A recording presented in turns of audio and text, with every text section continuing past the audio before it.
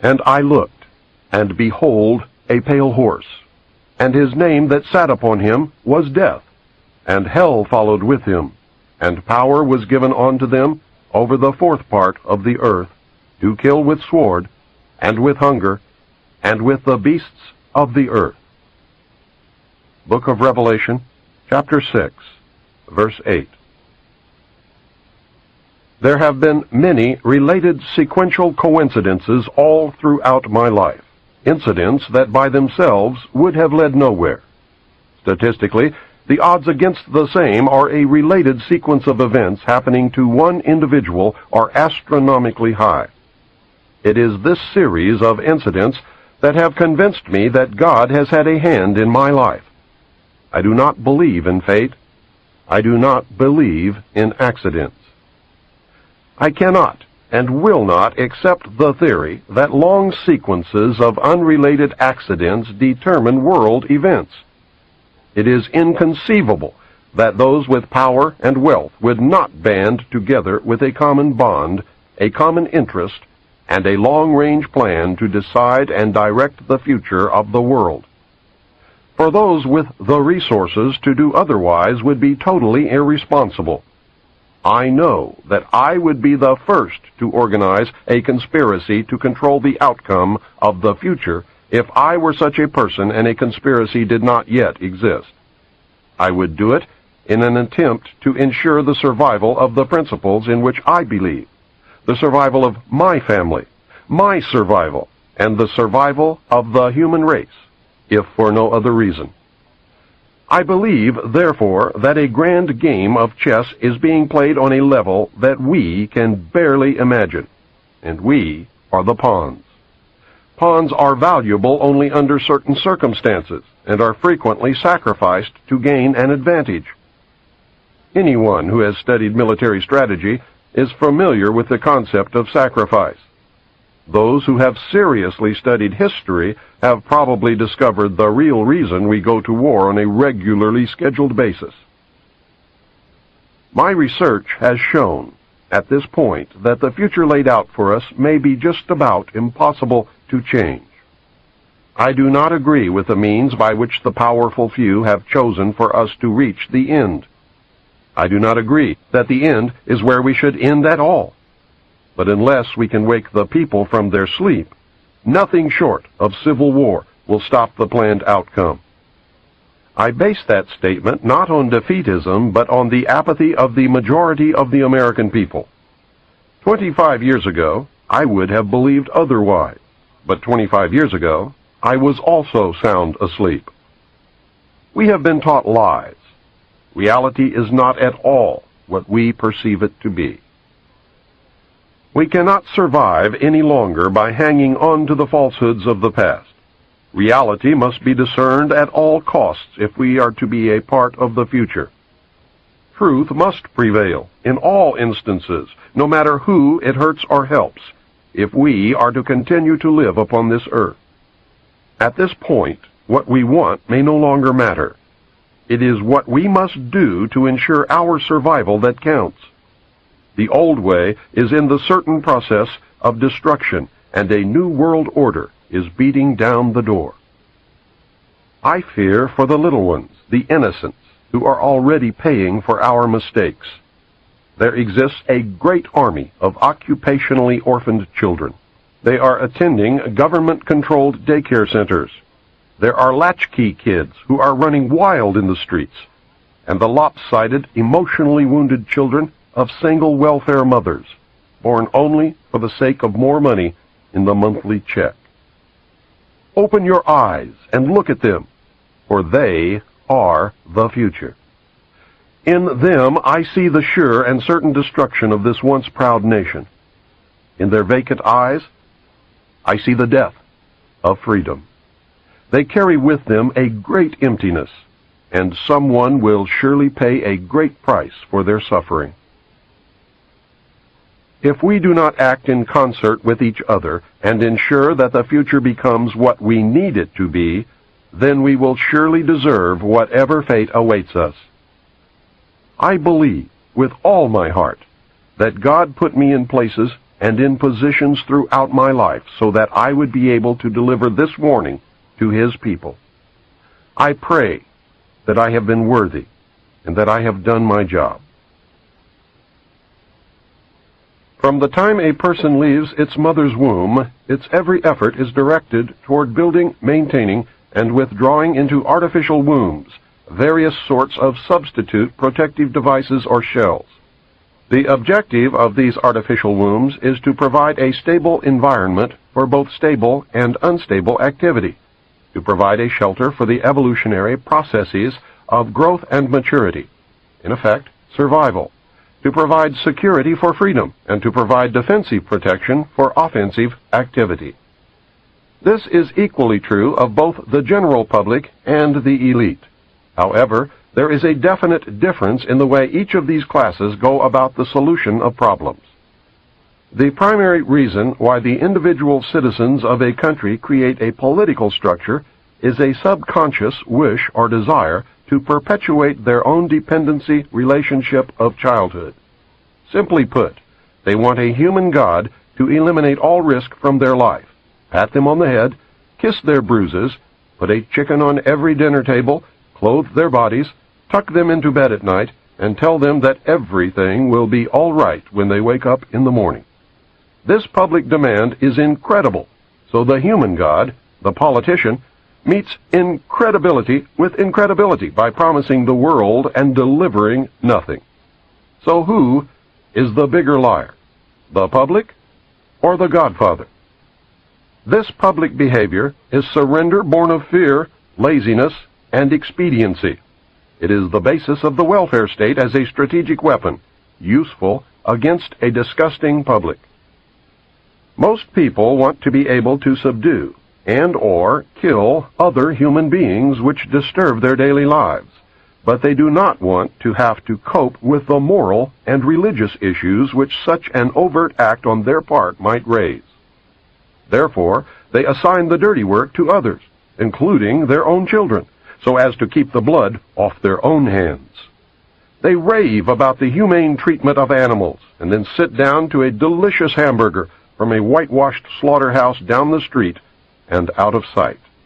But even more hypocritical, they pay taxes to finance a professional association of hitmen, collectively called politicians, and then complain about corruption in government. Again, most people want to be free to do things, but they are afraid to fail. The fear of failure is manifested in irresponsibility, and especially in delegating those personal responsibilities to others where success is uncertain or carries possible or created liabilities which the person is not prepared to accept. They want authority, but they will not accept responsibility or liability, so they hire politicians to face reality for them. The people hire the politicians so that the people can, 1. Obtain security without managing it. 2. Obtain action without thinking about it. 3. Inflict theft, injury, and death upon others without having to contemplate either life or death. 4. Avoid responsibility for their own intentions. 5. Obtain the benefits of reality and science without exerting themselves in the discipline of facing or learning either of these things. They give the politicians the power to create and manage a war machine to, 1. Provide for the survival of the nation womb. 2. Prevent encroachment of anything upon the nation womb. 3. Destroy the enemy who threatens the nation womb. 4. Destroy those citizens of their own country who do not conform for the sake of stability of the nation womb. Politicians hold many quasi-military jobs, the lowest being the police, which are soldiers, the attorneys and the CPAs next, who are spies and saboteurs, and the judges who shout the orders and run the closed union military shop for whatever the market will bear. The generals are industrialists. The presidential level of commander-in-chief is shared by the international bankers. The people know that they have created this farce and financed it with their own taxes, but they would rather knuckle under than be the hypocrite.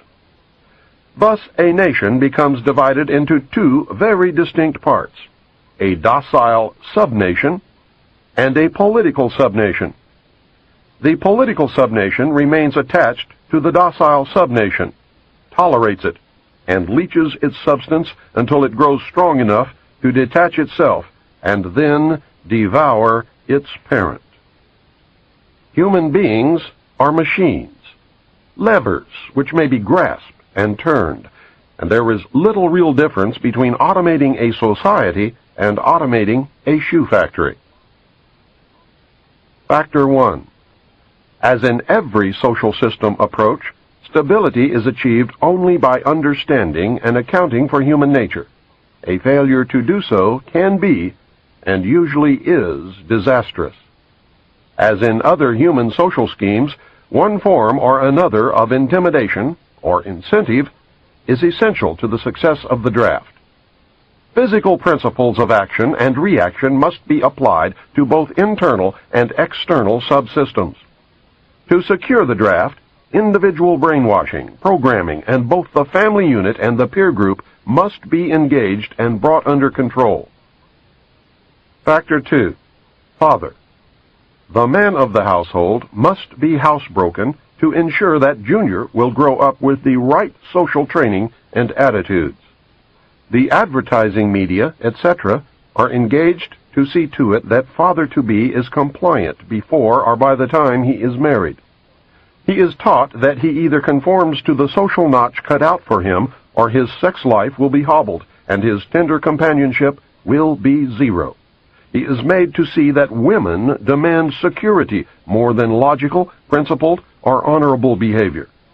By the time his son must go to war, father, with jelly for a backbone, will slam a gun into Junior's hand before father will risk the censure of his peers or make a hypocrite of himself by crossing the investment he has in his own personal opinion or self-esteem. Junior will go to war, or father will be embarrassed. So Junior will go to war, the true purpose notwithstanding. Factor 3. Mother. The female element of human society is ruled by emotion first and logic second. In the battle between logic and imagination, imagination always wins. Fantasy prevails. Maternal instinct dominates, so that the child comes first and the future comes second. A woman with a newborn baby is too starry-eyed to see a wealthy man's cannon fodder or a cheap source of slave labor. A woman must, however, be conditioned to accept the transition to reality when it comes, or sooner. As the transition becomes more difficult to manage, the family unit must be carefully disintegrated, and state-controlled public education and state-operated child care centers must become more common and legally enforced so as to begin the detachment of the child from the mother and father at an earlier age. Inoculation of behavioral drugs can speed the transition for the child. Factor 4. Junior. The emotional pressure for self-preservation during the time of war and the self-serving attitude of the common herd that have an option to avoid the battlefield is all of the pressure finally necessary to propel Johnny off to war. Their quiet blackmailings of him are the threats: no sacrifice, no friends, no glory, no girlfriend. Factor 5. Sister. And what about Junior's sister? She is given all the good things of life by her father and taught to expect the same from her future husband regardless of the price.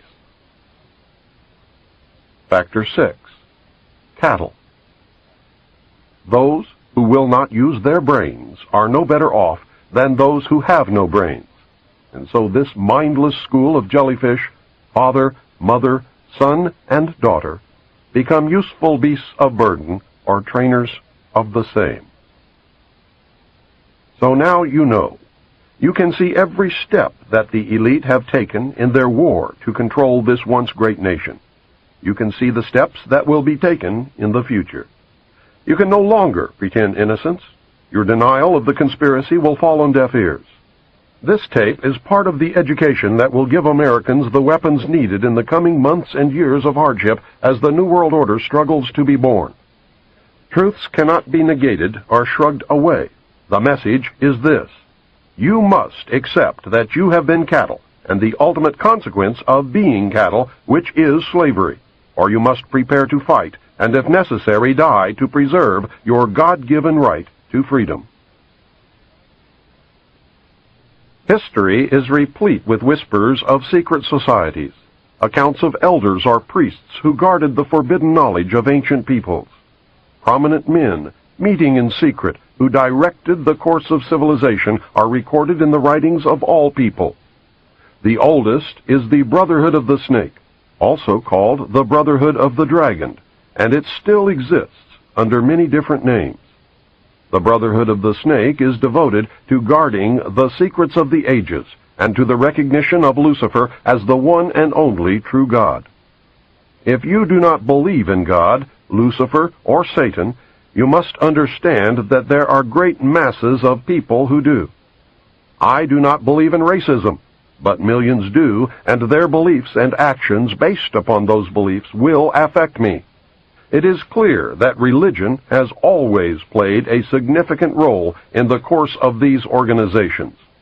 Communication with a higher source, often divine, is a familiar claim in all but a few. The secrets of these groups are thought to be so profound that only a chosen, well-educated few are able to understand and use them. These men use their special knowledge for the benefit of all mankind. At least, that is what they claim. But how are we to know, since their knowledge and actions have been secret? Fortunately, some of it has become public knowledge. Secret societies mirror many facets of ordinary life. There is always an exclusivity of membership, with the resultant importance attached to being or becoming a member. This is found in all human endeavors, even those which are not secret, such as football teams or country clubs. This exclusivity of membership is actually one of the secret society's most powerful weapons. There is the use of signs, passwords, and other tools. These have always performed valuable functions in man's organizations everywhere. The stated reason, almost always different from the real reason for the society's existence, is important.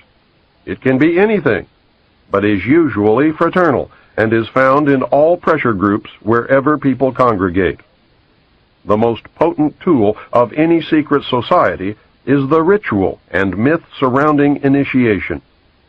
These special binding ceremonies have very deep meaning for the participants. Initiation performs several functions which make up the heart and soul of any true secret society. Like boot camp, the initiation into the armed forces, important aspects of human thought that are universally compelling are merged to train and maintain the efforts of a group of people to operate in a certain direction. Initiation bonds the members together in mysticism. Neophytes gain knowledge of a secret, giving them special status. The ancient meaning of neophyte is planted anew or reborn. A higher initiation is, in reality, a promotion inspiring loyalty and the desire to move up to the next rung. The goals of the society are reinforced, causing the initiated to act toward those goals in everyday life. That brings about a change in the political and social action of the member. The change is always in the best interest of the goals of the leaders of the secret society. The leaders are called adepts. This can best be illustrated by the soldier trained to follow orders without thinking. The result is often the wounding or death of the soldier for the realization of the commander's goal, which may or may not be good for the overall community. Initiation is a means of rewarding ambitious men who can be trusted.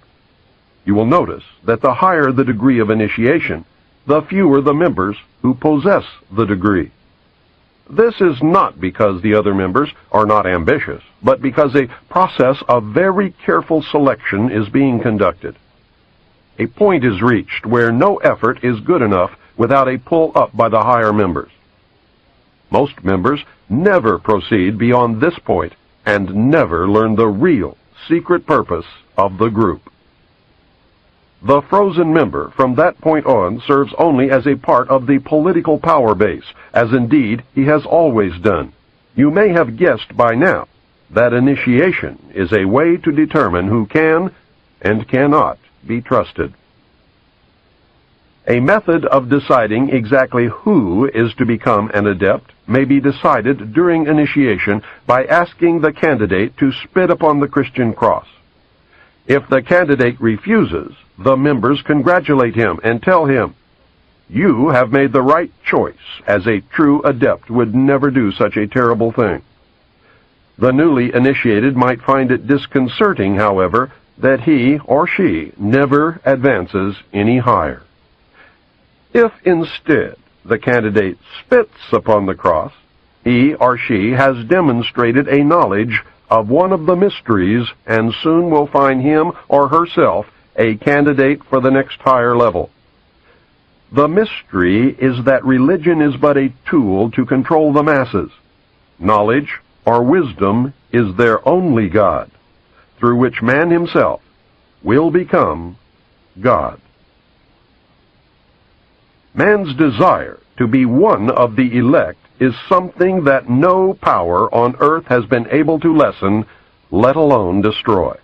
It is one of the secrets of secret societies. It is what gives them a political base and lots of clout. Members often vote the same and give each other preference in daily business, legal, and social activities. It is the deepest desire of many to be able to say, "I belong to the elect." The first secret that one must know to even begin to understand the mysteries is that their members believe that there are but few truly mature minds in the world. They believe that those minds belong exclusively to them. The philosophy that follows is the classic secret society view of humanity. When a person of strong intellect is confronted with a problem which calls for the use of reasoning faculties, they keep their poise and attempt to reach a solution by garnering facts bearing upon the question. On the other hand, those who are immature when confronted by the same problem are overwhelmed. While the former may be said to be qualified to solve the mystery of their own destiny, the latter must be led like a bunch of animals and taught in the simplest language. Like sheep, they are totally dependent upon the shepherd. The able intellect is taught the mysteries and the esoteric spiritual truths. The masses are taught the literal, exoteric interpretations. While the masses worship the five senses, the select few observe, recognizing in the gulf between them the symbolic concretions of great abstract truths. The elect are given knowledge of the mysteries and are illumined, and are thus known as the Illuminati, or the illuminated ones, the guardians of the secrets of the ages. Three early secret societies that can be directly connected to a modern descendant are the cults of Roshaniya, Mithras, and their counterpart, the Builders. They have many things in common with the Freemasons of today, as well as with many other branches of the Illuminati. For instance, common to the Brotherhood are the symbolic rebirth into a new life without going through the portal of death during initiation, reference to the lion, and the grip of the lion's paw in the Master Mason's degree. The 3 degrees, which is the same as the ancient Masonic rites before the many other degrees were added, the ladder of 7 rungs, men only, and the all-seeing eye. Of special interest is the powerful society in Afghanistan in ancient times called the Roshaniya, Illuminated Ones. There are actually references to this mystical cult going back through history to the House of Wisdom at Cairo. The major tenets of this cult were the abolition of private property, the elimination of religion, the elimination of nation-states, the belief that illumination emanated from the Supreme Being who desired a class of perfect men and women to carry out the organization and direction of the world. Belief in a plan to reshape the social system of the world by first taking control of individual countries one by one, and the belief that after reaching the fourth degree, one could communicate directly with the unknown supervisors who had imparted knowledge to initiates throughout the ages. Wise men will again recognize the Brotherhood. Can you hear the echo of the Nazi Party, the Communist Party, the extreme right and the extreme left? The important fact to remember is that the leaders of both the right and the left are a small hard core of men who have been and still are Illuminists or members of the Brotherhood. They may have been or may be members of the Christian or Jewish religions, but that is only to further their own ends. They are and always have been Luciferian and internationalist. They give allegiance to no particular nation, although they have used, on occasion, nationalism to further their causes. Their only concern is to gain greater economic and political power. The ultimate objective of the leaders of both groups is identical. They are determined to win for themselves undisputed control of the wealth, natural resources, and manpower of the entire planet. They intend to turn the world into their conception of a Luciferian totalitarian socialist state. In the process, they will eliminate all Christians, Jews, and atheists. You have just learned one, but only one, of the great mysteries. I hope to show that most modern secret societies, and especially those that practice degrees of initiation, and that is the key, are really one society with one purpose.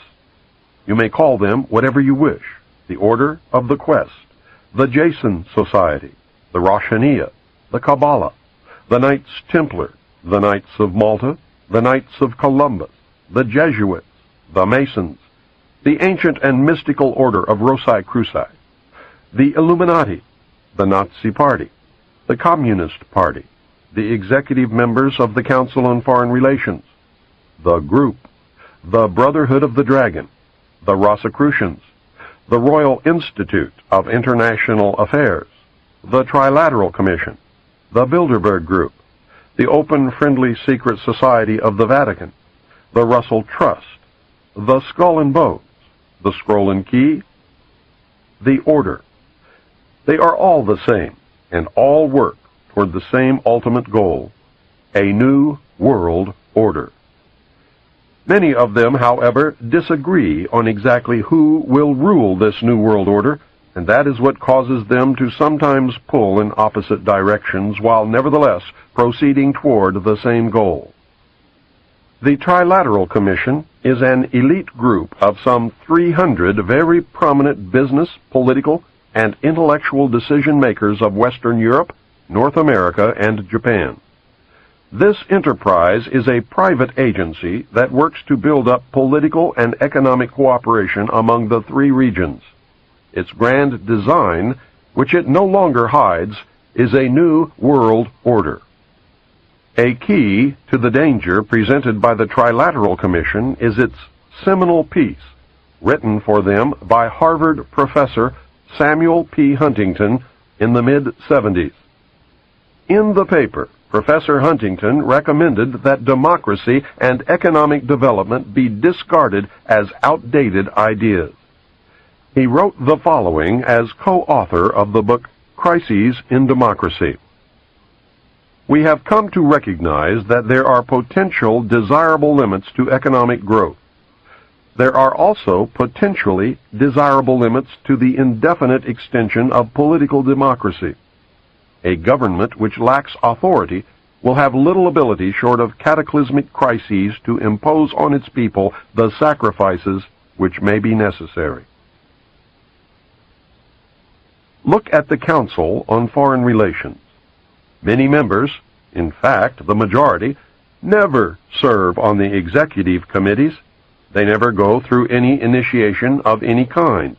They are, in fact, the power base and are used to gain a consensus of opinion.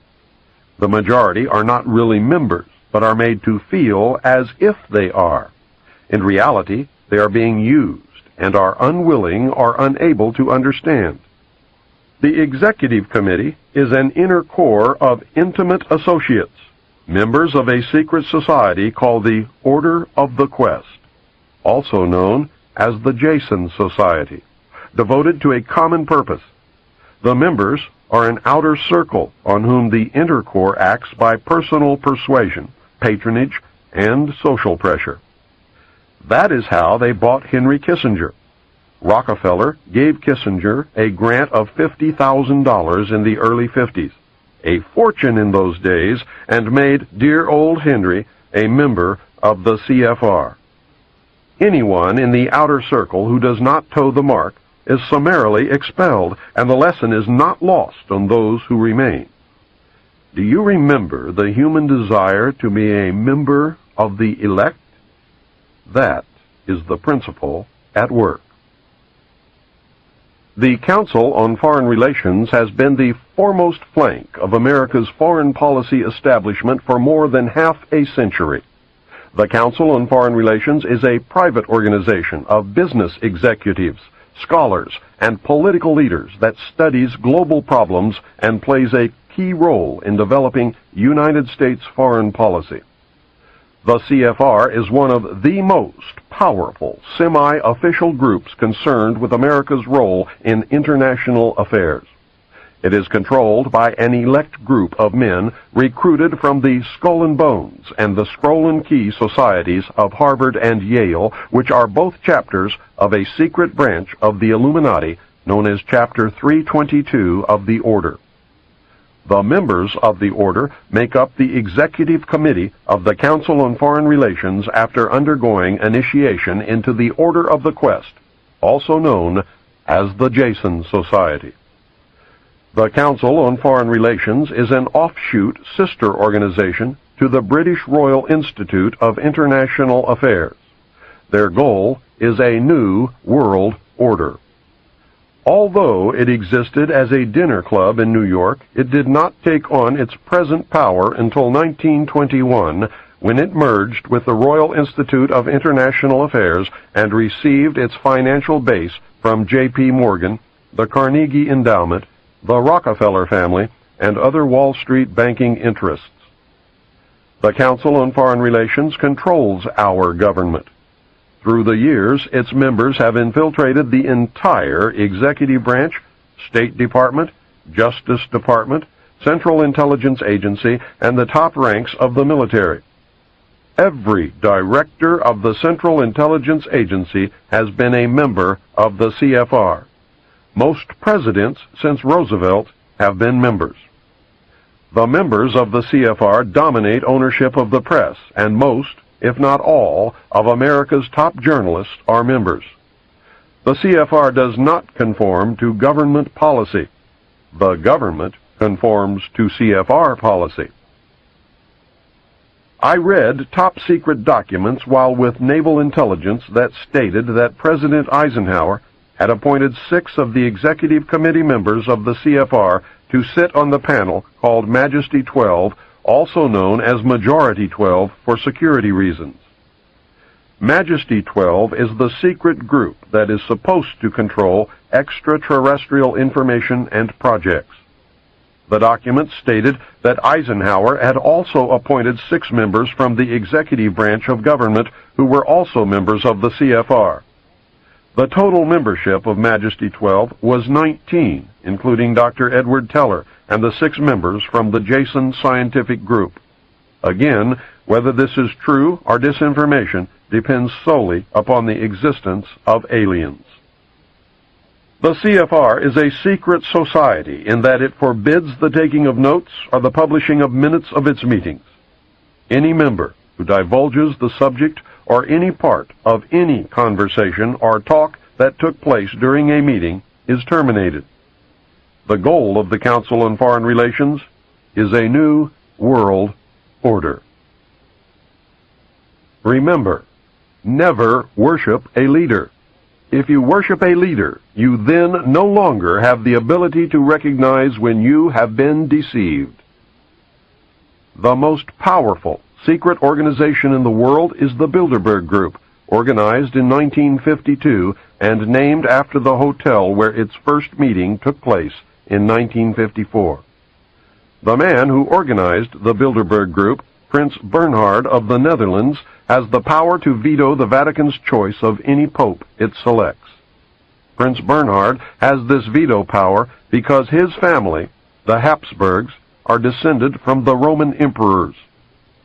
Prince Bernhard is the leader of the black families. He claims descent from the house of David and thus can truly say that he is related to Jesus. Prince Bernhard, with the help of the CIA, brought the hidden ruling body of the Illuminati into public knowledge as the Bilderberg Group. This is the official alliance that makes up the world governing body. The core of the organization is 3 committees made up of 13 members each. Thus, the heart of the Bilderberg Group consists of 39 total members of the Illuminati. The 3 committees are made up exclusively of members of all the different secret groups that make up the Illuminati, the Freemasons, the Vatican, and the black nobility. This committee works year-round in offices in Switzerland. It determines who is invited to the annual meeting and what policies and plans will be discussed. Every proposal or plan that has ever been discussed at an annual meeting of the Bilderberg Group has come to pass usually within 1 or 2 years following the meeting. The Bilderberg Group is directing the quiet war that is being waged against us. How can they do it? These are the men who really rule the world. Manly P. Hall, 33rd degree Mason, probably the most renowned expert on these subjects, wrote in his book, The Secret Destiny of America. For more than 3,000 years, secret societies have labored to create the background of knowledge necessary to the establishment of an enlightened democracy among the nations of the world. All have continued, and they still exist, as the Order of the Quest. Men bound by a secret oath to labor in the cause of world democracy decided that in the American colonies they would plan the roots of a new way of life. The Order of the Quest was set up in America before the middle of the 17th century. Franklin spoke for the Order of the Quest, and most of the men who worked with him in the early days of the American Republic were also members. Not only were many of the founders of the United States government Masons, but they received aid from a secret and august body existing in Europe, which helped them to establish this country for a particular purpose known only to the initiated few. The members of the Bilderberg Group are the most powerful financiers, industrialists, statesmen, and intellectuals who get together each year for a private conference on world affairs. The meetings provide an informal, off-the-record opportunity for international leaders to mingle and are notorious for the cloak of secrecy they are held under. The headquarters office is in The Hague in the Netherlands. The goal of the Bilderberg Group is a one-world, totalitarian socialist government and economic system. Take heed, as time is running short. You must understand that secrecy is wrong. The very fact that a meeting is secret tells me that something is going on that I would not approve. Do not ever believe that grown men meet on a regular basis just to put on fancy robes, hold candles, and glad hand each other. George Bush, when he was initiated into the Skull and Bones, did not lie naked in a coffin with a ribbon tied around his genitalia and yell out the details of all his sexual experiences because it was fun. He had much to gain by accepting initiation into the order, as you can now see. These men meet for important reasons, and their meetings are secret because what goes on during the meetings would not be approved by the community. The very fact that something is secret means there is something to hide. John Robison wrote Proofs of a Conspiracy in 1798, and I believe he said it best in the following passage. Nothing is so dangerous as a mystic association. The object remaining a secret in the hands of the managers, the rest simply put a ring in their own noses, by which they may be led about at pleasure, and still panting after the secret, they are the better pleased the less they see of their way. A mystical object enables the leader to shift his ground as he pleases, and to accommodate himself to every current fashion or prejudice. This again gives him almost unlimited power, for he can make use of these prejudices to lead men by troops. He finds them already associated by their prejudices and waiting for a leader to concentrate their strength and set them in motion. And when once great bodies of men are set in motion, with a creature of their fancy for a guide, even the engineer himself cannot say, "Thus far shalt thou go, and no farther." Is the common man really as stupid as the elite seem to believe? If he is, then maybe the average citizen is better off ignorant, being manipulated this way and that whenever the elite deem it necessary. We will discover the answer very quickly when the common man finds that his e-ticket to Fantasyland has just expired. I hope I have shown you the role of secret societies and groups within the world power structure. I hope you can see how these groups gain and keep power. You should have some understanding of how, operating in secrecy and infiltrating every level of government and vital industry, including the press, the elect manipulate the people and nations of the world toward any direction desired. I hope you caught on to the fact that the secret power structure is toward a totalitarian socialist state or fascism. It is not the Nazis, as they were a product of this power structure. It is not the Jews, although some very wealthy Jews are involved. It is not the communists, as they fit the same category as the Nazis. It is not the bankers, but they do play an important role.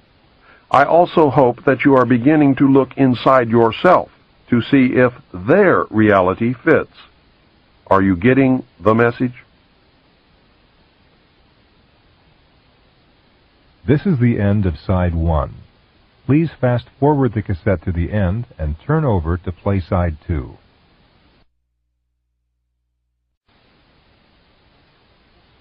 When our forefathers wrote the Constitution of these United States, they provided safeguards against despotism by providing a balance of power.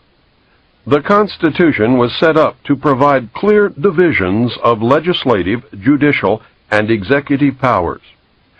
It was believed that this system would ensure that if one branch got out of hand, the other two would act to keep the one in check. This balance of power was predicated upon the assumption that none of the three branches could or would infringe upon the power of the others. The Constitution is clear on the functions of each of the branches. The legislative will make the laws. The judicial will interpret the law.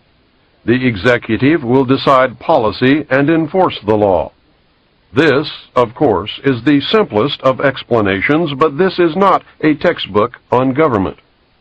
My intent is to acquaint you with simple basics of the balance of power so that you can then understand how it has been subverted. The legislature, made up of Congress in the form of the House and Senate, is required to publish the laws that are made, and this is done in the Congressional Record and the Federal Register. Pending or passed legislation can be obtained by citizens through their congressmen or from the government printing office. Citizens cannot be held responsible for the law if it is not made available to them. It is paradoxical that the government body most representative of the American citizen is the one that has been the most easily subverted. Through political action committees, payoffs, pork barrel politics, professional politicians, congressmen who are members of secret societies, and through greed and fear, our representatives and senators quit representing us long ago. Congress has tremendous powers, but fails in most cases to exercise even a token amount. How is it that our legislature has allowed and at times encouraged the executive branch to write law? You probably did not know that the President and others in the executive branch of the government can and do write law. This is done in the form of presidential executive orders, National Security Council memos, National Security Decision Directives, and National Security Directives. NSC memos were broad policy papers in the days after passage of the National Security Act. NSC memos became narrower and more specific over the years, and the name has varied. Under Kennedy, they were called National Security Action Memorandums. President Bush changed the name to National Security Directives.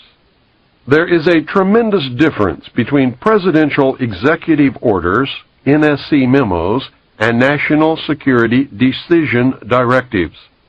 Presidential executive orders are listed in the Federal Register, or presidential findings, which are made known to the House and Senate Intelligence Committees. The most important difference between the presidential executive orders and all of the others, no matter what they are called, is that the others do not have to be reported, reviewed, made available to anyone, or even acknowledged that they exist. There is no oversight whatsoever that could maintain a check on the legality of these national security directives. The President and others within the executive branch have used these super-secret directives to skirt the balance of power and write law without anyone's knowledge. Justification of the President's power to write law through executive orders stems from the failure of the government to rescind the declaration of martial law during the Civil War. In effect, the United States has been under martial law ever since Lincoln's administration. These NSDs are powerful, hidden, and dangerous tools. They were prolific during the Reagan administration. Over 300 were written, with no more than 50 ever leaking out to undergo public scrutiny. Yet, most Americans have never heard of these subversive weapons. They are being used to destroy our Constitution. I believe that everyone should know about this corruption of government. Congress has turned a blind eye to these abuses of executive power. At 3:30 a.m. Saturday, August 4th, 1990, the Senate made it even easier for the executive branch to subvert the Constitution and may have made George Bush the first American king. At that time, on that day, a minority of United States senators, maybe 10 at the most, passed Senate Intelligence Authorization Act for fiscal year 1991.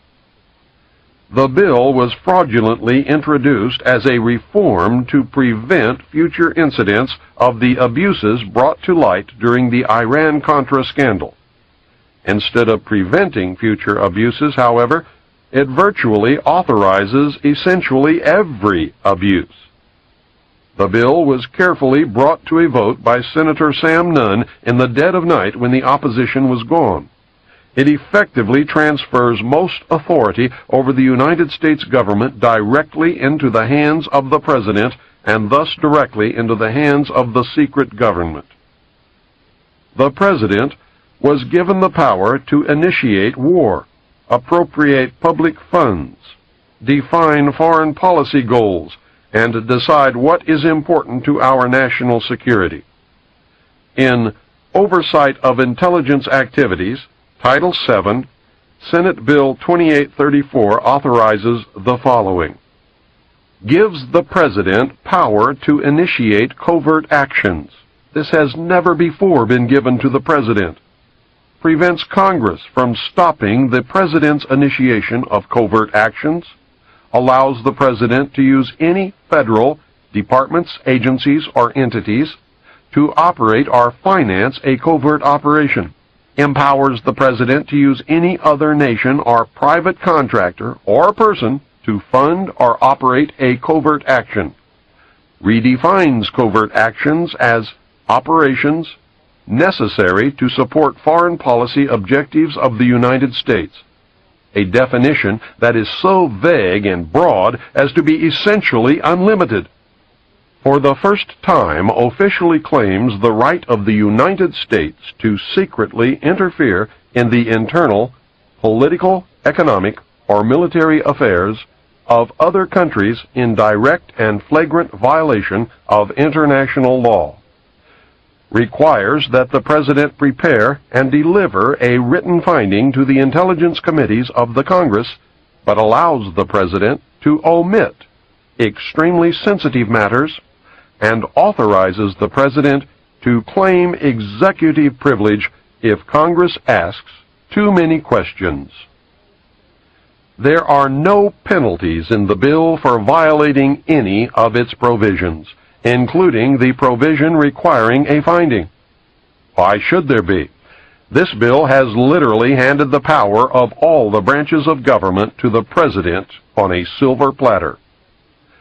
The bill effectively prevents any oversight by anyone and allows the executive branch to skirt the law and to escape accountability. This will be done using national security directives. Either National Security Decision Directive 138 or a subsequent NSD directive on terrorism authorized the training of 3 Lebanese units for preemptive strikes. When problems arose, Director of Central Intelligence William Casey took that operation off the books and enlisted Saudi Arabian help in an attempt to assassinate the head of Hezbollah. A resulting car bombing killed about 80 in Beirut. Sheikh Fadlallah, the target, was unhurt. The United States military, along with civilian law enforcement teams, conducted joint anti-terrorist training across America. To allay public fears, the participants wore civilian clothing. NSD directives have become the de facto legislative vehicle of the national security state. It has become known through the research of Susan Fitzgerald, a research consultant at the Fund for Constitutional Government in Washington, who has collected declassified NSD directives, that many were released without the White House letterhead at the top of the page and without the President's signature at the bottom. This, she speculates, is to conceal the fact that the signatures on some of them would reveal that they had been made by autopen, not by Ronald Reagan's own hand. That should give you a taste of what we are up against. Please understand that virtually all but a very few NSD directives still remain classified, and unless the public forces disclosure, their effect will probably never be known. Somewhere within the volumes of secret NSD directives, there is a plan to suspend the Constitution of the United States of America. The existence of this plan surfaced during the Iran-Contra hearings. Congressman Jack Brooks, Democrat from Texas, attempted to bring it into the open. When he asked Colonel Oliver North directly if North had ever helped draft a plan to suspend the Constitution, Brooks was silenced by the committee chairman, Senator Daniel K. Inouye, Democrat from Hawaii. Senator Inouye stated that the subject dealt with national security, and any questions regarding the matter could be brought up during a closed-door session. We never learned the outcome. I would like to know who gave anyone in any branch of government with any title the right to suspend the Constitution at any time, for any reason, under any conditions. I believe the plan to suspend the Constitution is directly tied to the underground facility called Mount Weather and to the Federal Emergency Management Agency known as FEMA. Mount Weather is so shrouded in secrecy that 99.9% of Americans have never heard of it. FEMA, however, is another story. Remember Hurricane Hugo? Remember the federal agency FEMA that was sent to handle the emergency and was thrown out by the citizens because of gross incompetence? FEMA was incompetent because emergency management is just a guise for its real purpose, which is to take over local, state, and federal government in case of a national emergency. The only way FEMA could do such a thing is if the Constitution were suspended and martial law were to be declared. Therefore, its very existence is proof positive that a plan to suspend the Constitution does, in fact, exist. Just outside of a sleepy little town called Bluemont, Virginia, about 46 miles west of Washington, D.C., is an area of wilderness covering what has been called the toughest granite rock in the eastern United States. The area is surrounded by signs marked Restricted Area, and this installation has been declared a restricted area. Unauthorized entry is prohibited. Other signs state, all persons and vehicles entering hereon are liable to search. Photographing, making notes, drawings, maps, or graphic representations of this area or its activities is prohibited. Such material found in the possession of unauthorized persons will be confiscated. Internal Security Act of 1950. The installation is beneath a mountain, and its name is the Western Virginia Office of Controlled Conflict Operations. Its nickname is Mount Weather. It was ordered to be built by the Federal Civil Defense Administration, which is now the Federal Preparedness Agency. Mount Weather was designed in the early 50s as part of a civil defense program to house and protect the executive branch of the federal government. The official name was the Continuity of Government Program.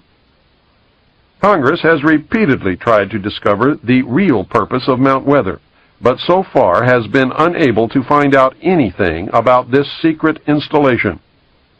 Retired Air Force General Leslie W. Bray, director of the Federal Preparedness Agency, told the Senate Subcommittee on Constitutional Rights in September 1975, I am not at liberty to describe precisely what is the role and the mission and the capability that we have at Mount Weather or at any other precise location. In June 1975, Senator John Tunney, Democrat from California, chairman of the Subcommittee on Constitutional Rights, charged that Mount Weather held dossiers on at least 100,000 Americans. He later alleged that the Mount Weather computers, described as the best in the world, can obtain millions of pieces of additional information on the personal lives of American citizens simply by tapping the data stored at any of the other 96 federal relocation centers. I know from my stint with the Office of Naval Intelligence that these dossiers consist of information collected about American patriots, men and women who are most likely to resist the destruction of our Constitution and the formation of the totalitarian police state under the New World Order. The Patriot Data Bank is constantly updated so that when the appointed hour arrives, all patriots can be rounded up with little, if any, effort. The plan calls for this to be accomplished in the dead of night on a national holiday. The most likely holiday is Thanksgiving, when everyone, no matter the religion, race, or creed, will be at home. The targets will be ripe for the picking after a heavy meal, maybe some alcoholic beverages, and during a deep sleep. There is a traitor in the Patriot movement who provides the secret government with accurate names and addresses of patriots who will fight to protect and defend the Constitution. My recommendation is that no patriot should ever be at home or in the home of any family member on any holiday ever again until the traitors have been hung and the Constitution restored as the supreme law of the land. Some sources state that Mount Weather is virtually an underground city, complete with dormitories, private apartments, streets, sidewalks, cafeterias, hospitals, water purification systems, power plant, office buildings, a lake fed by fresh water from underground springs, a mass transit system, and many other astounding things. Several disturbing facts emerge when one researches Mount Weather. One is the conclusion that a complete parallel government exists at the site. 9 federal departments exist there: agriculture, commerce, health, education, and welfare, housing and urban development, interior, labor, state, transportation, and the Treasury. Apparently, at least 5 federal agencies are also in residence: Federal Communications Commission, Selective Service, Federal Power Commission, the Civil Service Commission, and the Veterans Administration. 2 privately owned corporations have offices at Mount Weather: the Federal Reserve and the United States Post Office. There is also an office of the Presidency. What makes all this upsetting is that there is a president and a complete set of cabinet officers in residence at Mount Weather. Who are they, and who appointed them? Where is such a thing provided for in the Constitution of the United States of America? Mount Weather is the operational center, the hub of over 96 other underground federal relocation centers scattered across the United States. The majority of these appear to be concentrated in Pennsylvania, Virginia, West Virginia, Maryland, and North Carolina. Each of these facilities contains computer databanks holding information, not on enemy agents, Soviet diplomats, or suspected terrorists, but on American citizens, patriots. A list of other files kept at the facilities was furnished to the Subcommittee on Constitutional Rights in 1975.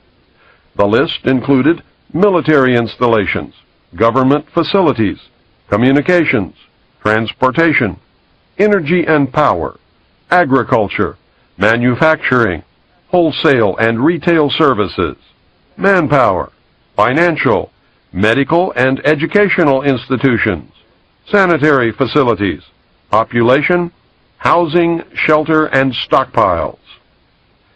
The committee concluded that these databases operate with few, if any, safeguards or guidelines. Senator James Borzek, Democrat from South Dakota, a member of the subcommittee, said, "I feel the entire operation has eluded the supervision of either Congress or the courts." Chairman Tunney said, "Mount Weather is out of control." Nothing was done by Congress to rectify the situation, however, and Mount Weather remains out of control. Former high-level officials from Mount Weather agree that the base at Mount Weather is much more than any standby government facility or storage center for the preservation of records. They describe it as an actual government in waiting. We do not merely store essential information. The facility attempts to duplicate the vital functions of the executive branch of the administration. As stated previously, according to my research, this includes a president and all cabinet members actually in residence. Protocol even demands that subordinates address them as Mr. President or Mr. Secretary. Most of these mysterious appointees have held their positions through several administrations. "We just act on the orders of the President in national emergencies," said one former Mount Weather official. The Federal Preparedness Administration, known as FPA, in its 1974 annual report stated that studies conducted at Mount Weather involve the control and management of domestic political unrest where there are material shortages such as food riots, or in strike situations where the FPA determines that there are industrial disruptions and other domestic resource crises. The report states that the bureaucracy at Mount Weather invokes what it calls civil crises management. Officials who were at Mount Weather and who have furnished us with data say that during the 1960s, the complex was actually prepared to assume certain governmental powers at the time of the 1961 Cuban Missile Crisis and the assassination of President Kennedy in 1963. The source said that the installation used the tools of its civil crises management program on a standby basis during the 1967 and 1968 urban riots and during a number of national anti-war demonstrations against the administration by the American people. Daniel J. Cronin, who was the assistant director for the FPA, outlined a massive surveillance and manipulation program that is directed against the American population on a continuing basis. The FPA has organized an impressive armament of resources and equipment. Mr. Cronin described in an interview his agency's attitude toward its wide-ranging surveillance program. "We try to monitor situations," he said, "and get to them before they become emergencies. No expenses spared in the monitoring program." He cited reconnaissance satellites, local and state police intelligence reports, and law enforcement agencies of the federal government as examples of the resources available to the FPA for information gathering. The only document that I was able to find that attempts to outline some of the statutory authority of Mount Weather is Executive Order 11490. It was drafted by General George A. Lincoln, former director for the Office of Emergency Preparedness, which preceded the FPA, and was signed into law by President Nixon in October of 1969. Executive Order 11490 superseded Executive Order 11051, signed on October 2, 1962, by President Kennedy. Kennedy's order used the language, "Whereas national preparedness must be achieved, as may be required to deal with increases in international tension with limited war or with general war, including attack upon the United States." Nixon's order began, "Whereas our national security is dependent upon our ability to assure continuity of government at every level in any national emergency-type situation that might conceivably confront the nation." Nixon has deleted any reference to war, imminent attack, and general war from the order and replaced them with the phrase, "during any emergency that might conceivably occur." Nixon's order, which is the one in effect today, allows the government, in the form of FEMA, to suspend the Constitution for literally any reason they decide to call a national emergency. I cannot find a plan or executive order anywhere which outlines any procedure or allowance for the restoration of the Constitution after a national emergency has ended. This leads to the obvious conclusion that no restoration of the Constitution is contemplated or desired by those in power. In 1975, Senator Tunney expressed concern when he said, "We know from what we've heard in the press that 15,000 names were being maintained by the Federal Bureau of Investigation for detention in an emergency. We also know that the Internal Revenue Service had its files on individual taxpayers. We know that the CIA had their Operation Chaos. and that the National Security Agency has the records of conversations that have been intercepted electronically. My question is this: is there anyone like yourself, General Bray, that is in control of the overall access to this data if it is maintained in a relocation site? And your answer, as I understood it, is no.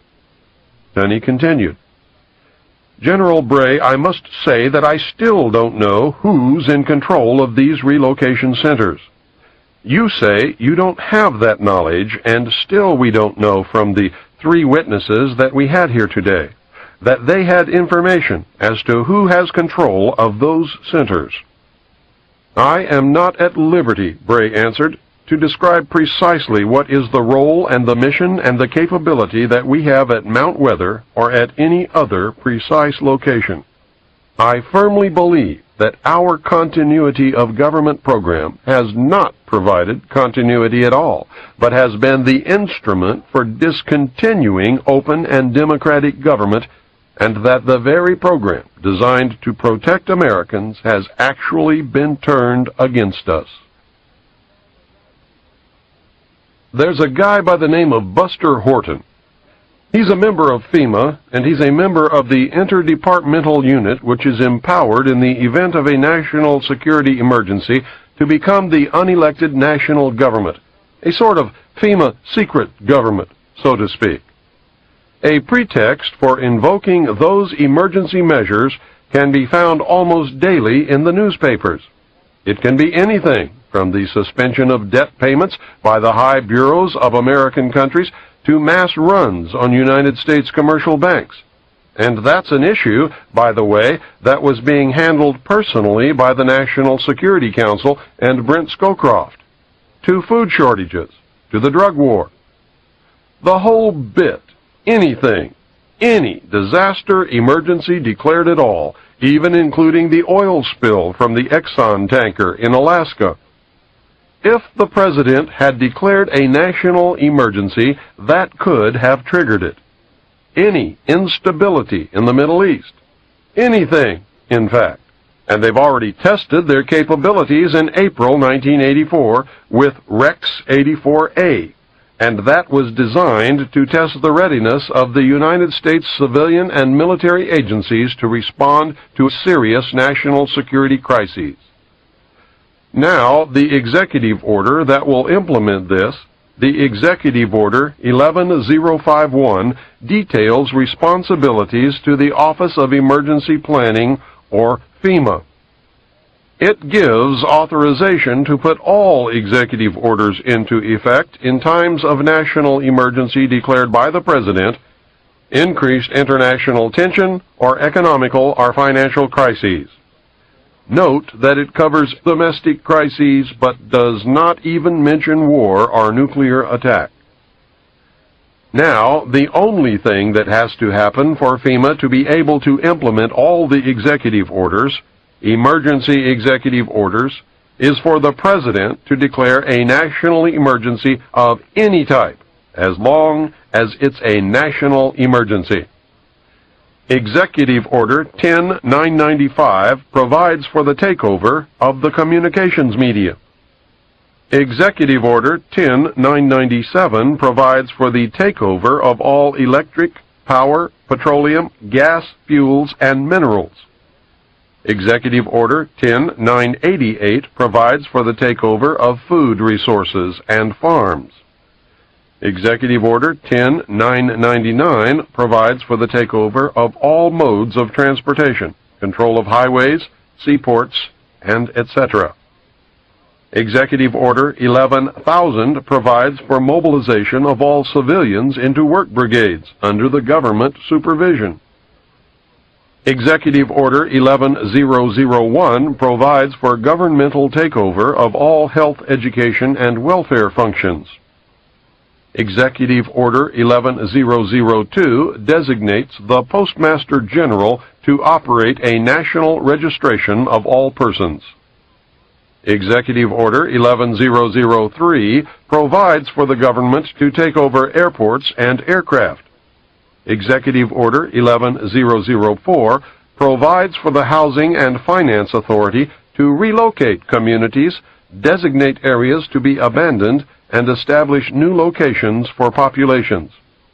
Executive Order 11005 provides for the government to take over railroads, inland waterways, and public storage facilities. Now, all of these were combined under Nixon into one huge executive order which allows all of this to take place if the President declares a national emergency, and it can be implemented by the head of FEMA, not by the President. The President has already given him that power under these executive orders. All of these were combined into Executive Order 11490, and that was signed by President Carter on July 20th, 1979, and is, in fact, law. Now, remember what North said during the Iran-Contra hearings. He said that they were prepared to suspend the Constitution of the United States, and he said if it hadn't been for their getting caught that this would have happened. And all that did was delay it. This is what is still going to happen.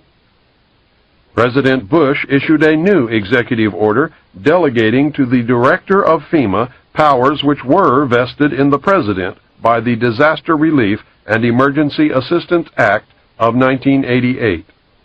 And although the order was described by the White House as simply a technical matter, in reality the revision delegated to the FEMA director direct responsibility for a large number of items which were earlier only the President's prerogative, and that includes responsibility for general federal assistance, federal emergency assistance, hazard mitigation, individual and family grant programs, and the power to direct other federal agencies to assist in an emergency. And that's the key.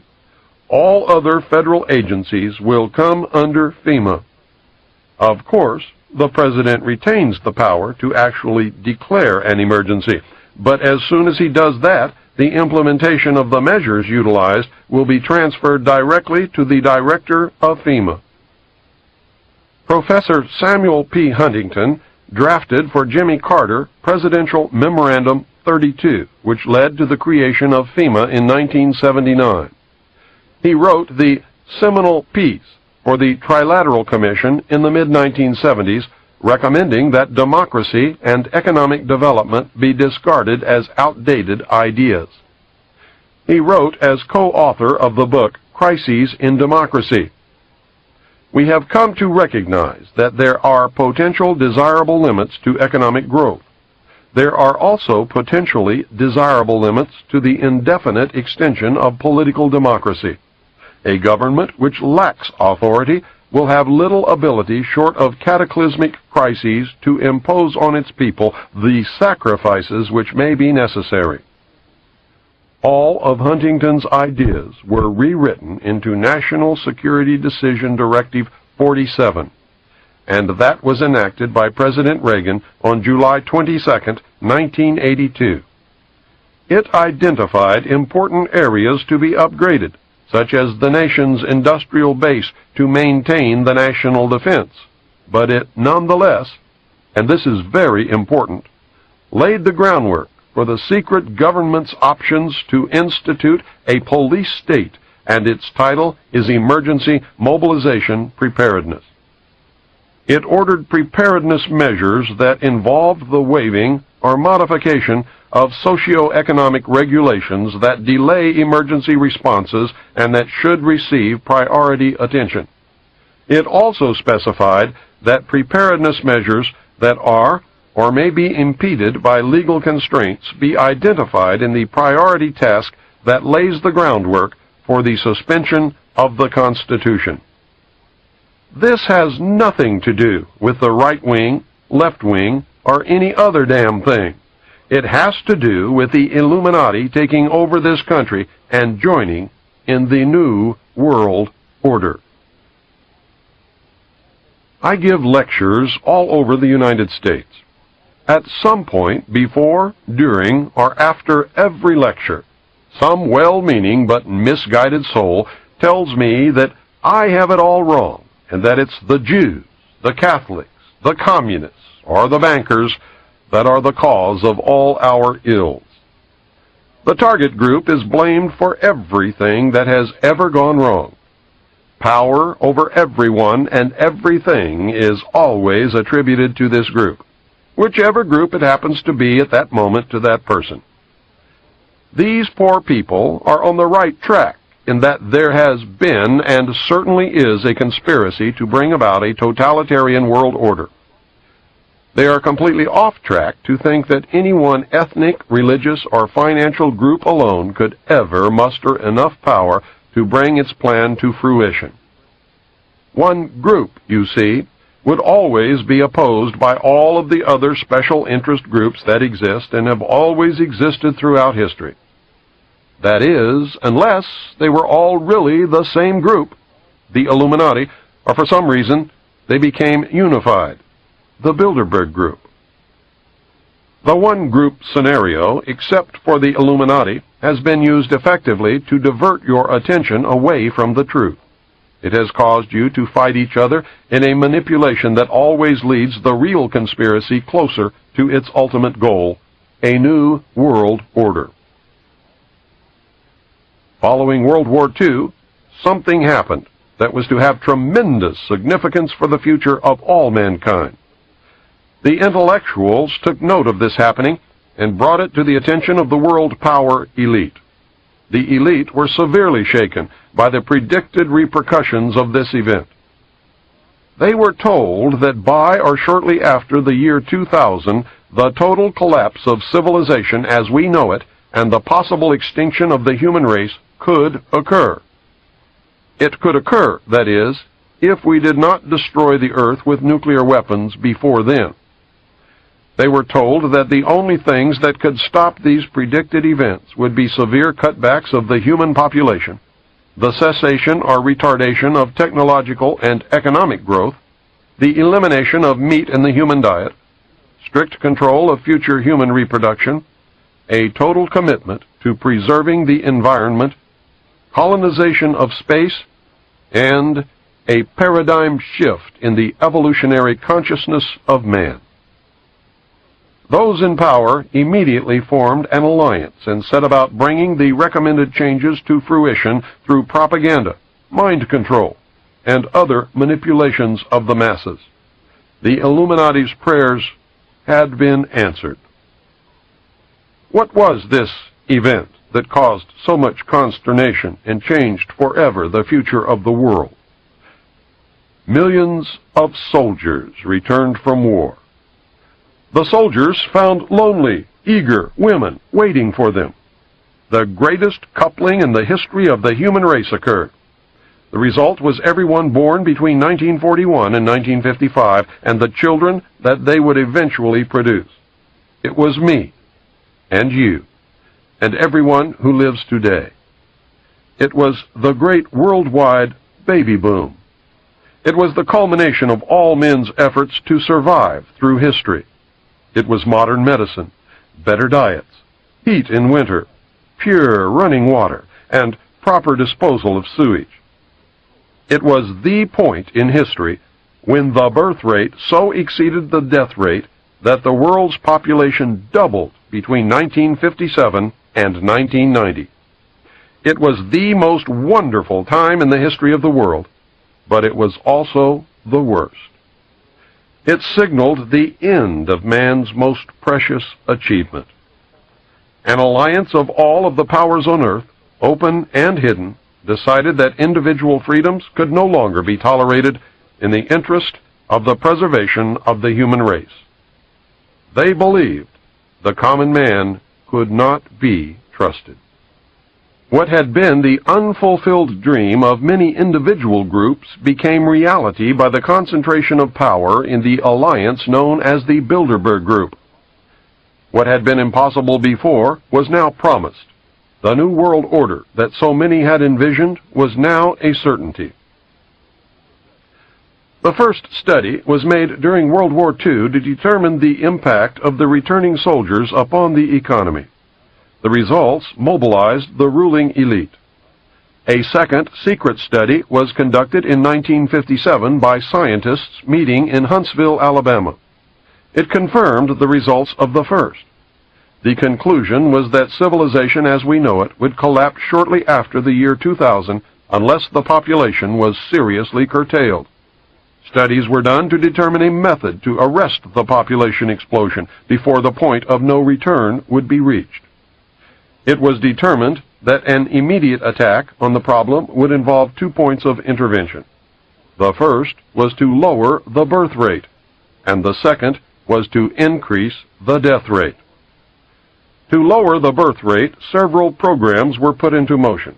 The first was the development of positive birth control methods using diaphragms and condoms, foam and birth control pills, and sterilization, abortion, and hysterectomy procedures. These were developed and implemented. The women's liberation movement was started with the demand for free abortions, using pro-choice as its rallying cry. Homosexuality was encouraged, and gay liberation was born. Homosexuals do not have children. Zero population growth became a hot subject at cocktail parties. Individual freedom, the heat of the moment, religion, and the old blue laws sabotaged these efforts, and while zero population growth became a reality in some areas, population increased rapidly in others. This is the end of Side 2. Please go on to the second tape to play Side 3.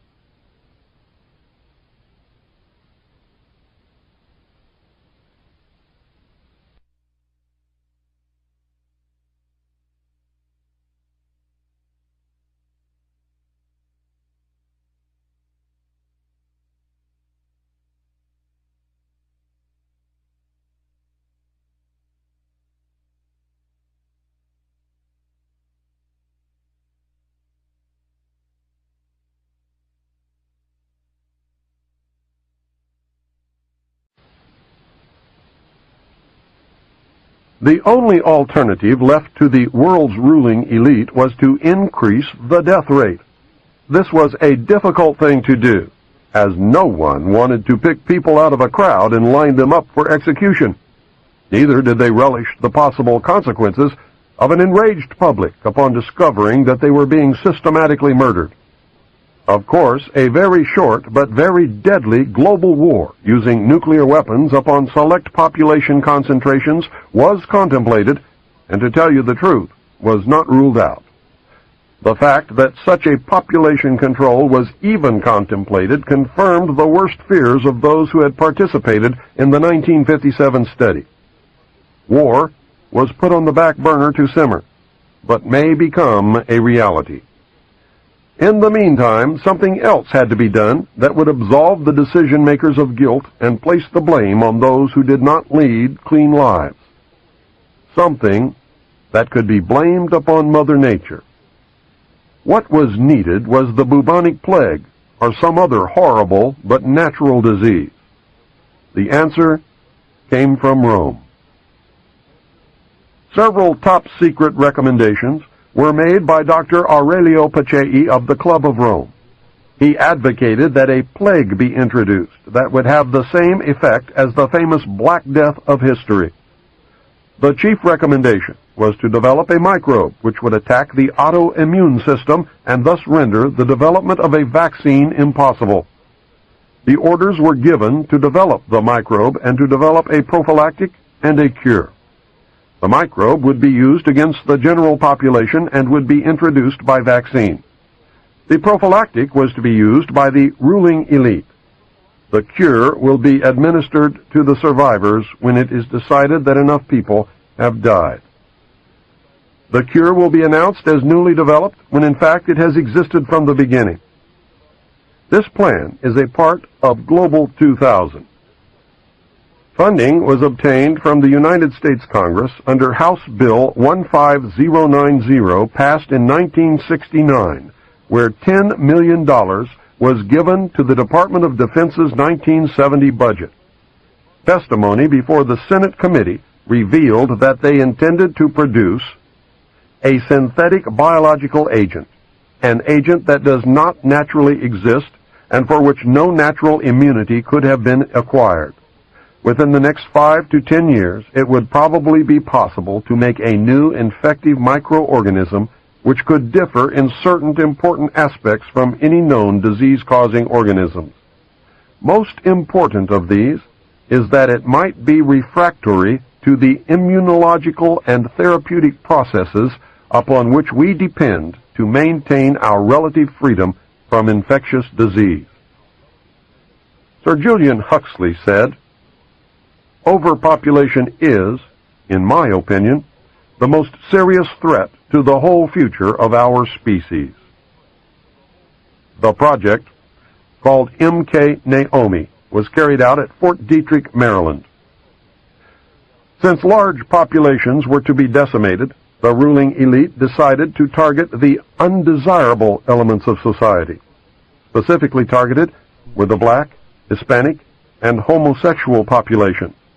The poor homosexuals were encouraged on the one hand and scheduled for extinction on the other. The African continent was infected via smallpox vaccine in 1977. The vaccine was administered by the World Health Organization.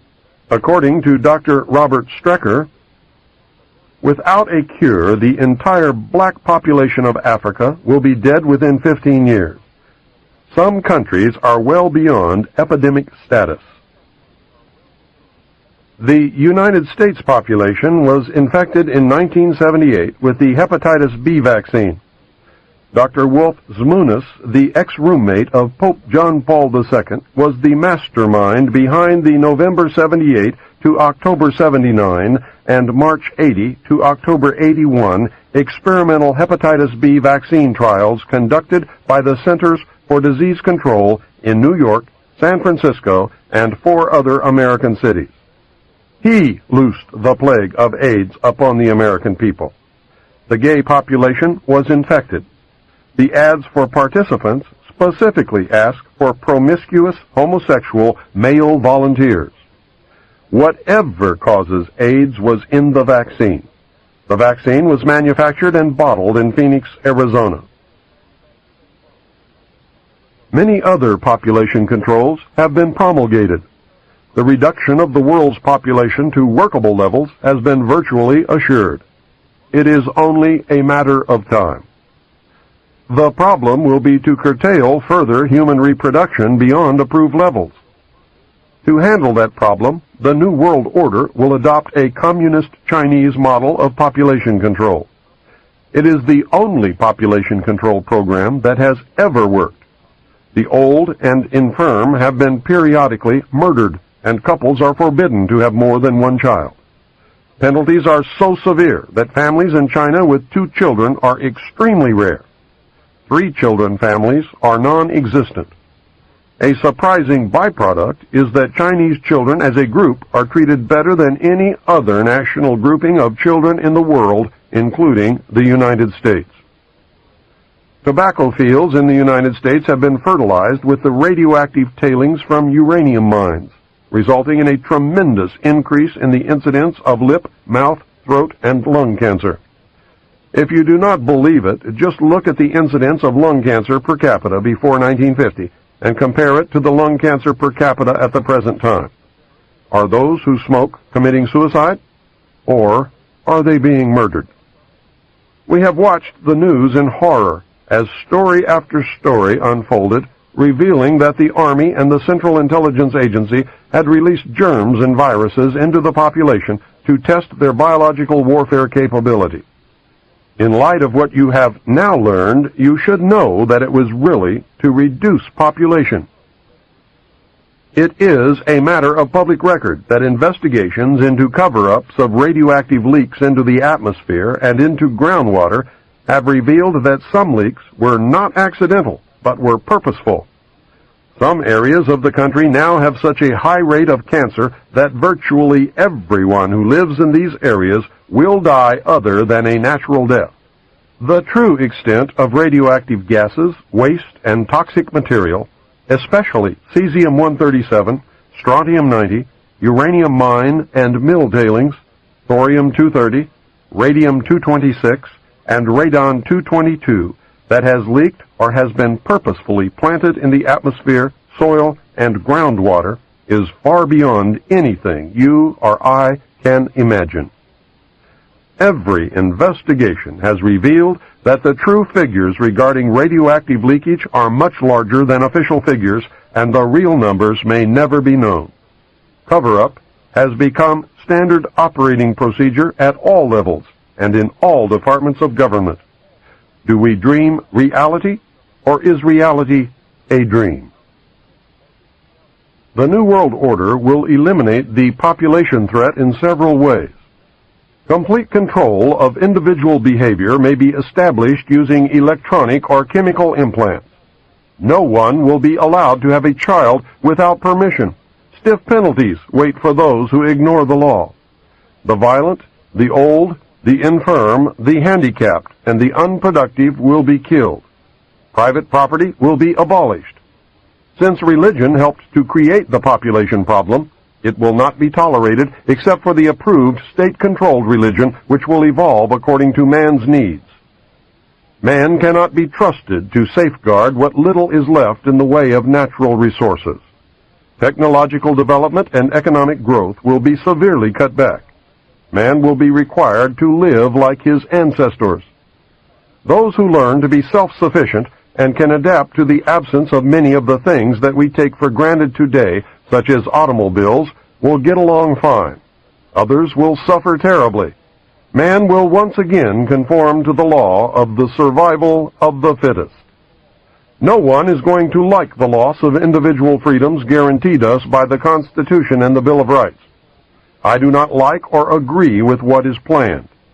Intellectually, I know that people will not solve the problems that we face unless they are made to do it. That is a sad commentary on the common man, but nevertheless it is true. The New World Order is evil, but very much needed if man is to survive long enough to plant his seed amongst the stars. A paradigm shift and starseed are the only legitimate long-term answers. This is why we have all been so wrong for so long. It never was what we thought it was. Nothing is or ever will be until we learn to live in reality instead of fantasyland. A paradigm shift in the evolutionary consciousness of man must take place. Right or wrong, the world is covered with agents of the Illuminati who are attempting to cause that evolutionary jump. We have not been taken into their confidence. It is true that without the population or the bomb problem, the elect would use some other excuse to bring about the New World Order. They have plans to bring about things like earthquakes, war, the Messiah, an extraterrestrial landing, and economic collapse. They might bring about all of these things just to make damn sure that it does work. They will do whatever is necessary to succeed. The Illuminati has all the bases covered, and you are going to have to be on your toes to make it through the coming years. We must learn to accept individual responsibility for the world's problems or be willing to live by the terms of those who do. We must learn to love one another, share, deplore violence, and work with nature, not against it. We must do all of this while colonizing the universe. We must be prepared in the process to peacefully meet and deal with an extraterrestrial intelligence. I believe they exist. Can you imagine what will happen if Los Angeles is hit with a 9.0 quake? New York City is destroyed by a terrorist-planted atomic bomb? World War III breaks out in the Middle East? The banks and the stock markets collapse? Extraterrestrials land on the White House lawn? Food disappears from the markets? Some people disappear? The Messiah presents himself to the world, and all in a very short period of time? Can you imagine? The world power structure can and will, if necessary, make some or all of those things happen to bring about the New World Order. Patriots must not be at home on any national holiday during the day or night ever again until the danger is past. Disregard this warning, and you will find yourself in a concentration camp. In the camp, you will be treated for a mental illness called nationalism, common to patriots. This illness is not in the interest of the New World Order. Those who cannot be cured will be exterminated. When asked what was in store for the world in the coming years, Henry Kissinger said this: "Everything is going to be different. Many will suffer. A new world order will emerge. It will be a much better world for those who survive. In the long run, life will be better. The world we have wanted will be reality." Most of this knowledge comes directly from, or is a result of my own research into the top secret, magic, spelled M-A-J-I-C, material, which I saw and read between the years 1970 and 1973 as a member of the intelligence briefing team of the Commander-in-Chief of the Pacific Fleet. Since some of this information was derived from sources that I cannot divulge for obvious reasons, and from published sources which I cannot vouch for, this must be termed a hypothesis. I firmly believe that if aliens are real, this is the true nature of the beast. It is the only scenario that has been able to bind all the diverse elements. It is the only scenario that answers all the questions and places the various fundamental mysteries in an arena that makes sense. It is the only explanation which shows the chronology of events and demonstrates that the chronologies, when assembled, match perfectly. The bulk of this I believe to be true if the material that I viewed in the Navy is authentic. During the years following World War II, the government of the United States was confronted with a series of events which were to change beyond prediction its future, and with it the future of humanity. These events were so incredible that they defied belief. A stunned President Truman and his top military commanders found themselves virtually impotent after having just won the most devastating and costly war in history. The United States had developed, used, and was the only nation on Earth in possession of the atomic bomb. This new weapon had the potential to destroy any enemy, and even the Earth itself. At that time, the United States had the best economy, the most advanced technology, the highest standard of living, exerted the most influence, and fielded the largest and most powerful military forces in history. We can only imagine the confusion and concern when the informed elite of the United States government discovered that an alien spacecraft piloted by insect-like beings from a totally incomprehensible culture had crashed in the desert of New Mexico. Between January 1947 and December 1952, at least 16 crashed or downed alien craft, 65 alien bodies, and 1 live alien were recovered. An additional alien craft had exploded, and nothing was recovered from that incident. Of these events, 13 occurred within the borders of the United States, not including the craft which disintegrated in the air. Of these 13, 1 was in Arizona, 11 were in New Mexico, and 1 was in Nevada. 3 occurred in foreign countries. Of those, 1 was in Norway, and the last 2 were in Mexico. Sightings of UFOs were so numerous that serious investigation and debunking of each report became impossible, utilizing the existing intelligence assets. An alien craft was found on February the 13th, 1948, on a mesa near Aztec, New Mexico. Another craft was located on March 25th, 1948, in White Sands Proving Ground. It was 100 feet in diameter. A total of 17 alien bodies were recovered from those 2 craft. Of even greater significance was the discovery of a large number of human body parts stored within both of these vehicles. A demon had reared its head, and paranoia quickly took hold of everyone then in the know. The secret lid immediately became a top-secret lid and was screwed down tight. The security blanket was even tighter than that imposed upon the Manhattan Project. In the coming years, these events were to become the most closely guarded secrets in the history of the world. A special group of America's top scientists were organized under the name Project Sign in December 1947 to study the phenomenon. The whole nasty business was contained. Project Sign evolved into Project Grudge in December 1948. A low-level collection and disinformation project named Blue Book was formed under Grudge. 16 volumes were to come out of Grudge. Blue teams were put together to recover the crashed discs and dead or live aliens. The blue teams were later to evolve into alpha teams under Project Pounce. During these early years, the United States Air Force and the Central Intelligence Agency exercised complete control over the alien secret.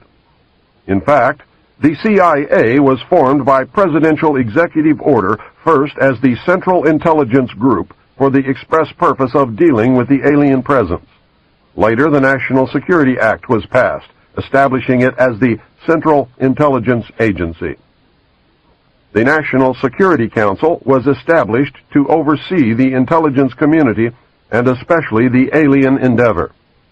A series of National Security Council memos and executive orders removed the CIA from the sole task of gathering foreign intelligence and slowly but thoroughly legalized direct action in the form of covert activities at home and abroad. On December 9, 1947, Truman approved issuance of NSC-4, entitled Coordination of Foreign Intelligence Information Measures, at the urging of Secretaries Marshall, Forrestal, Patterson, and the Director of the State Department's Policy Planning Staff, George Kennan. The Foreign and Military Intelligence Book 1, Final Report of the Select Committee to Study Governmental Operations with Respect to Intelligence Activities, United States Senate 94th Congress, Second Session, Report Number 94-755, April 26, 1976, page 49, states, "This directive empowered the Secretary of State to coordinate overseas information activities designed to counter communism." A top-secret annex to NSC-4, NSC-4 Alpha, instructed the Director of Central Intelligence to undertake covert psychological activities in pursuit of the aims set forth in NSC-4. The initial authority given the CIA for covert operations under NSC-4 Alpha did not establish formal procedures for either coordinating or approving these operations. It simply directed the DCI to undertake covert actions and to ensure, through liaison with state and defense, that the resulting operations were consistent with American policy. Later, NSC-10/1 and NSC-10/2 were to supersede NSC-4 and NSC-4 Alpha and expanded the covert abilities even further. These actions established a buffer between the President and the information. It was intended that this buffer serve as a means for the President to deny knowledge if leaks divulged the true state of affairs. This buffer was used in later years for the purpose of effectively isolating succeeding presidents from any knowledge of the alien presence other than what the secret government and the intelligence community wanted them to know. Secretary of Defense James Forrestal objected to the secrecy. He was a very idealistic and religious man. He believed that the public should be told. James Forrestal was also one of the first known abductees. When he began to talk to leaders of the opposition party and leaders of the Congress about the alien problem, he was asked to resign by Truman. He expressed his fears to many people. Rightfully, he believed that he was being watched. This was interpreted by those who were ignorant of the facts as paranoia. Forrestal later was said to have suffered a mental breakdown. He was ordered to the mental ward of Bethesda Naval Hospital. In spite of the fact that the administration had no authority to have him committed, the order was carried out. In fact, it was feared that Forrestal would begin to talk again. He had to be isolated and discredited. His family and friends were denied permission to visit. Finally, on May 21, 1949, Forrestal's brother made a fateful decision. He notified authorities that he intended to remove James from Bethesda on May 22nd. Sometime in the early morning of May 22, 1949, agents of the Central Intelligence Agency tied a sheet around James Forrestal's neck, fastened the other end to a fixture in his room, then threw James Forrestal out the window. The sheet tore and he plummeted to his death. James Forrestal's secret diaries were confiscated by the CIA and were kept in the White House for many years. Due to public demand, the diaries were eventually rewritten and published in a sanitized version. The real diary information was later furnished by the CIA in book form to an agent who published the material as fiction. The name of the agent is Whitley Strieber, and the book is Majestic. James Forrestal became one of the first victims of the cover-up. The live alien that had been found wandering in the desert from the 1949 Roswell crash was named EB. The name had been suggested by Dr. Vannevar Bush and was short for Extraterrestrial Biological Entity. EB had a tendency to lie, and for over a year would give only the desired answer to questions asked. Those questions, which would have resulted in an undesirable answer, went unanswered. At some point during the second year of captivity, he began to open up. The information derived from EB was startling, to say the least. This compilation of his revelations became the foundation of what would later be called the Yellow Book. Photographs were taken of EB, which among others I was to view years later in Project Grudge. In late 1951, EB became ill. Medical personnel had been unable to determine the cause of EB's illness and had no background from which to draw. EB's system was chlorophyll-based, and he processed food into energy much the same as plants. Waste material was excreted the same as plants. Several experts were called in to study the illness. These specialists included medical doctors, botanists, and entomologists. A botanist, Dr. Guillermo Mendoza, was brought in to try and help him recover. Dr. Mendoza worked to save EB until June 2, 1952, when EB died. Dr. Mendoza became the expert on at least this type of alien biology. The movie E.T. is the thinly disguised story of EB. In a futile attempt to save EB and to gain favor with this technologically superior race, the United States began broadcasting a call for help early in 1952 into the vast regions of space. The call went unanswered, but the project, dubbed Sigma, continued as an effort of good faith. President Truman created the super-secret National Security Agency known as the NSA by secret executive order on November 4, 1952. Its primary purpose was to decipher the alien communications, language, and establish a dialogue with the extraterrestrials. This most urgent task was a continuation of the earlier effort. The secondary purpose of the NSA was to monitor all communications and emissions from any and all electronic devices worldwide for the purpose of gathering intelligence, both human and alien, and to contain the secret of the alien presence. Project Sigma was successful. The NSA also maintains communications with the Luna base and other secret space programs.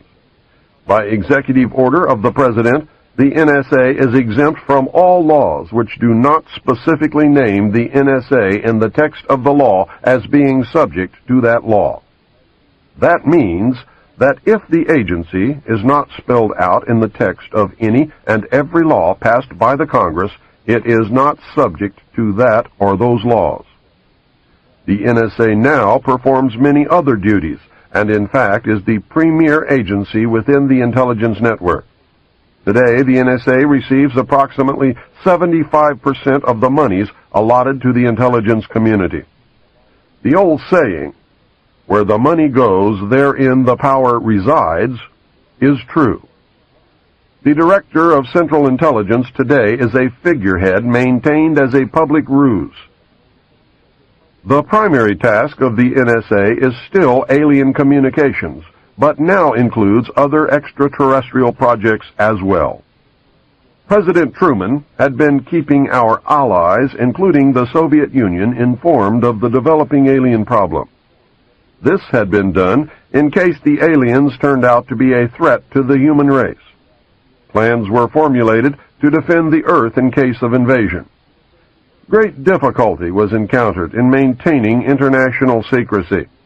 It was decided that an outside group was necessary to coordinate and control international efforts in order to hide the secret from the normal scrutiny of governments by the press.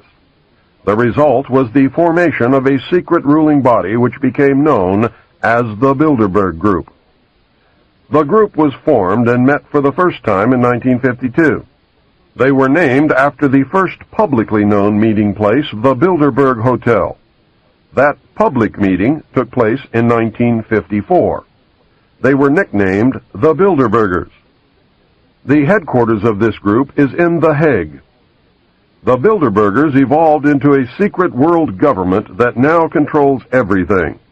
The United Nations was then, and is now, an international joke.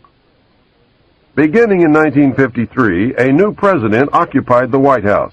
He was a man used to a structured staff organization with a chain of command. His method was to delegate authority and rule by committee. He made major decisions, but only when his advisors were unable to come to a consensus. His normal method was to read through or listen to several alternatives and then approve one. Those who worked closely with him have stated that his favorite comment was, "Just do whatever it takes." He spent a lot of time on the golf course. This was not unusual for a man who had been career Army with the ultimate position of Supreme Allied Commander during a war, a post which had earned him 5 stars. The President was General of the Army Dwight David Eisenhower. During his first year in office, 1953, at least 10 more crashed discs were recovered along with 26 dead and 4 live aliens. Of the 10, 4 were found in Arizona, 2 in Texas, 1 in New Mexico, 1 in Louisiana, 1 in Montana, and 1 in South Africa. There were hundreds of sightings. Eisenhower knew that he had to wrestle and beat the alien problem. He knew that he could not do it by revealing the secret to the Congress.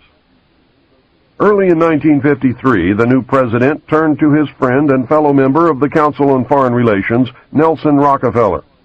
Eisenhower and Rockefeller began planning the secret structure of alien task supervision, which was to become a reality within 1 year. The idea for MJ-12 was thus born. It was Nelson's uncle, Winthrop Aldrich, who had been crucial in convincing Eisenhower to run for president. The whole Rockefeller family, and with them, the Rockefeller empire, had solidly backed Ike. Eisenhower belonged heart and soul to the Council on Foreign Relations and the Rockefeller family. Asking Rockefeller for help with the alien problem was to be the biggest mistake Eisenhower ever made for the future of the United States and maybe for humanity. Within 1 week of Eisenhower's election, he had appointed Nelson Rockefeller chairman of a Presidential Advisory Committee on Government Organization. Rockefeller was responsible for planning the reorganization of the government, something he had dreamed of for many years. New Deal programs went into one single cabinet position called the Department of Health, Education, and Welfare. When the Congress approved the new cabinet position in April 1953, Nelson was named to the post of Undersecretary to Ovida Culp Hobby. In 1953, astronomers discovered large objects in space which were tracked moving toward the Earth. It was first believed that they were asteroids. Later evidence proved that the objects could only be spaceships. Project Sigma intercepted alien radio communications. When the objects reached the Earth, they took up a very high geosynchronous orbit around the equator. There were several huge ships, and their actual intent was unknown. Project Sigma and a new project, Plato, through radio communications using the computer binary language, were able to arrange a landing that resulted in face-to-face contact with alien beings from another planet. This landing took place in the desert. The movie Close Encounters of the Third Kind is a fictionalized version of the actual events. Project Plato was tasked with establishing diplomatic relations with this race of space aliens. A hostage was left with us as a pledge that they would return and formalize a treaty. In the meantime, a race of humanoid aliens landed at Homestead Air Force Base in Florida and successfully communicated with the United States government. This group warned us against the race orbiting the equator and offered to help us with our spiritual development. They demanded that we dismantle and destroy our nuclear weapons as the major condition. They refused to exchange technology, citing that we were spiritually unable to handle the technology we already possessed. These overtures were rejected on the grounds that it would be foolish to disarm in the face of such an uncertain future. There was no track record to read from. It may have been an unfortunate decision. A third landing at Muroc, now Edwards Air Force Base, took place in 1954. The base was closed for 3 days, and no one was allowed to enter or leave during that time. The historical event had been planned in advance. Details of a treaty had been agreed upon. Eisenhower arranged to be in Palm Springs on vacation. On the appointed day, the president was spirited to the base. The excuse was given to the press that he was visiting a dentist. Witnesses to the event have stated that 3 UFOs flew over the base and then landed. Anti-aircraft batteries were undergoing live-fire training, and the startled personnel actually fired at the crafts as they passed overhead. Luckily, the shells missed, and no one was injured.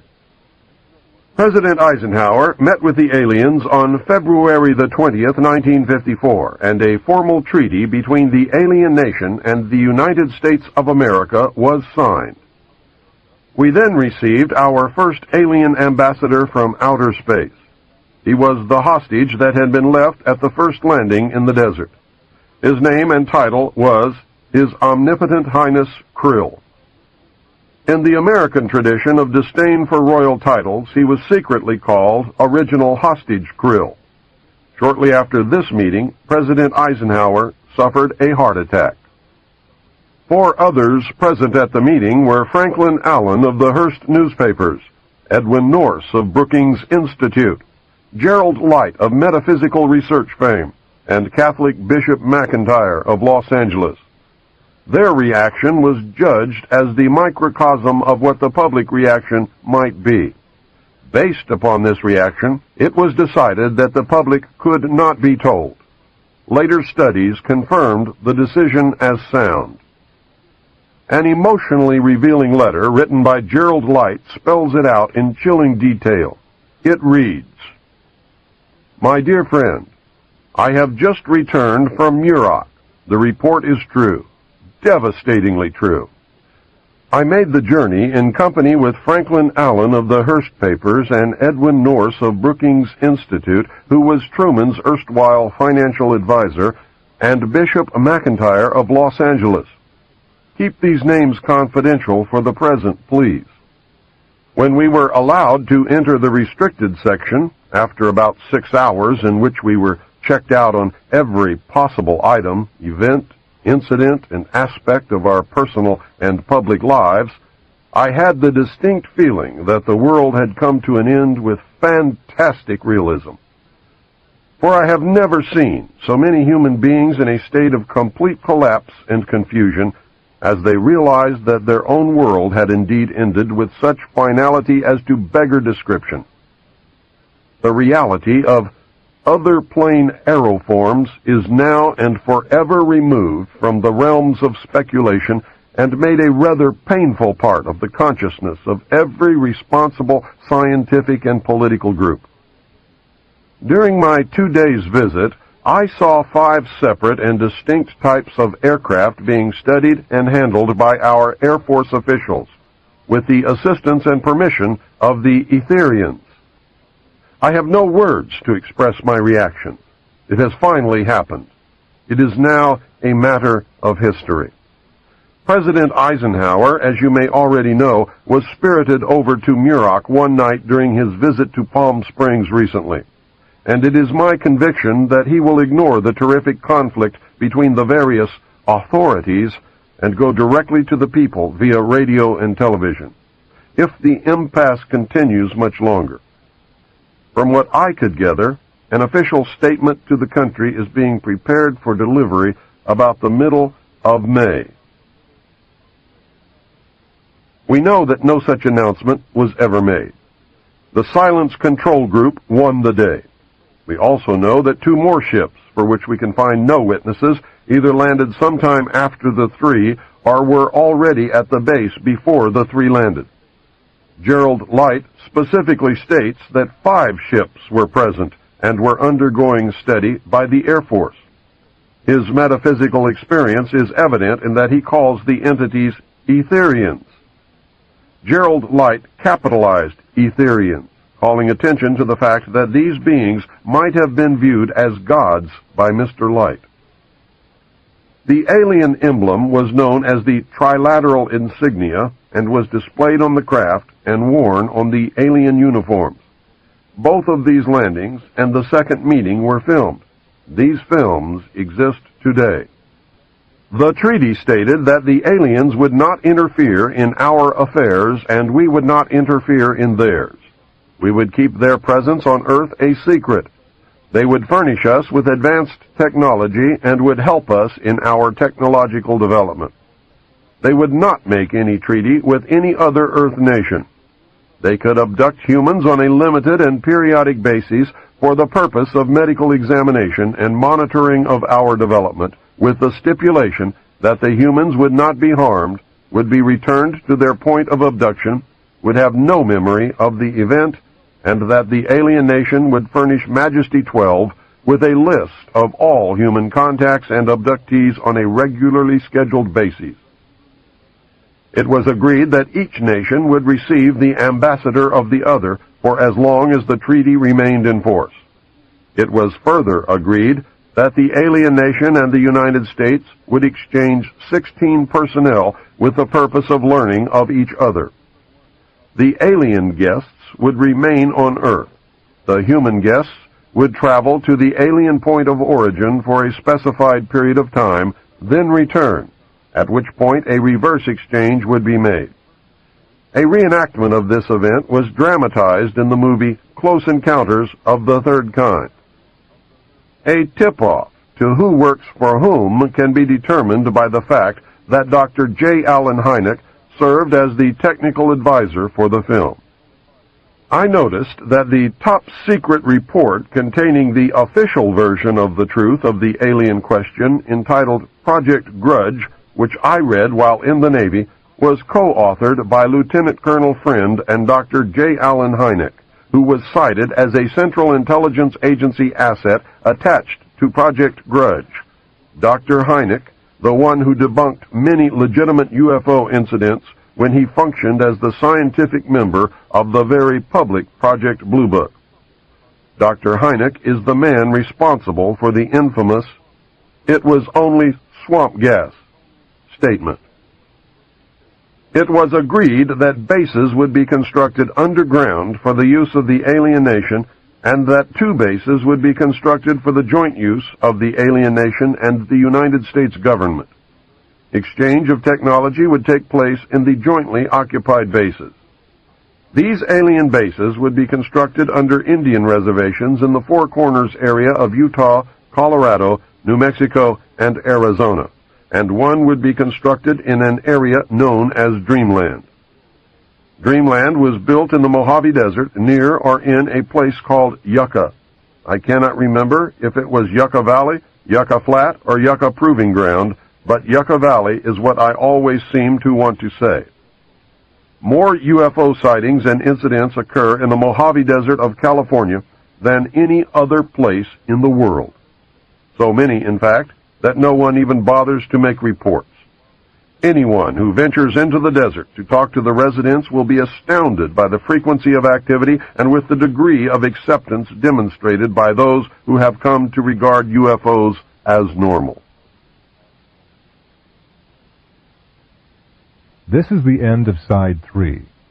Please fast forward the cassette to the end and turn over to play Side 4.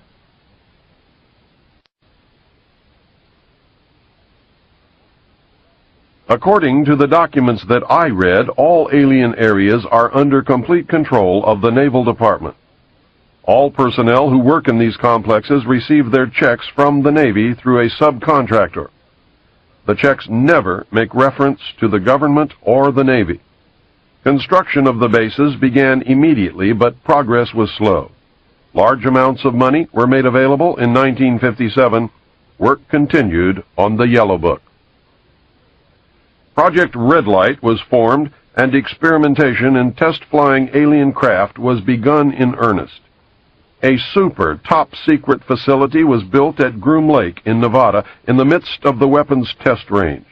It was codenamed Area 51. The installation was placed under the Department of the Navy, and all personnel required a Q clearance as well as executive approval. This is ironic due to the fact that the President of the United States does not have clearance to visit this site. The alien base and exchange of technology actually took place in an area codenamed Dreamland above ground, and the underground portion was dubbed the Dark Side of the Moon. According to the documentation that I read, at least 600 alien beings actually resided full-time at this site, along with an unknown number of scientists and CIA personnel. Due to the fear of implantation, only certain people were allowed to interface with the alien beings, and those personnel were and are watched and monitored continuously. The Army was tasked to form a super-secret organization to furnish security for the alien task projects. This organization became the National Reconnaissance Organization based at Fort Carson, Colorado. The specific teams trained to secure the projects were called Delta. Lieutenant Colonel James Bogreitz was a Delta Force commander. A second project, codenamed Snowbird, was promulgated to explain away any sightings of the red light crafts as being Air Force experiments. The Snowbird crafts were manufactured using conventional technology and were flown for the press on several occasions. Project Snowbird was also used to debunk legitimate public sightings of alien craft. Project Snowbird was very successful, and reports from the public declined steadily until recent years. A multi-million-dollar secret fund was organized and kept by the military office of the White House. This fund was used to build over 75 deep underground facilities. Presidents who asked were told the fund was used to build deep underground shelters for the president in case of war. Only a few were built for the president. Millions of dollars were used to build top-secret alien bases as well as top-secret dumb, deep underground military bases. President Johnson used this fund to build a movie theater and pave the road on his ranch. He had no idea of its true purpose. The secret White House Underground Construction Fund was set up in 1957 by President Eisenhower. The funding was obtained from Congress under the guise of construction and maintenance of secret sites where the president could be taken in case of military attack, presidential emergency sites. The sites are literally holes in the ground deep enough to withstand a nuclear blast and are outfitted with state-of-the-art communications equipment. To date, there are more than 75 sites spread around the country which were built using the money from this fund. The Atomic Energy Commission has built at least an additional 22 underground sites. The location and everything to do with these sites were and are considered and treated as top secret. The money was and is in control of the military office of the White House and was and is laundered through so circuitous a web that even the most knowledgeable spy or accountant cannot follow it. By Secret Executive Memorandum NSC 5510, Eisenhower had preceded NSC 5412/1 to establish a permanent committee, to be known as Majesty 12, to oversee and conduct all covert activities concerned with the alien question.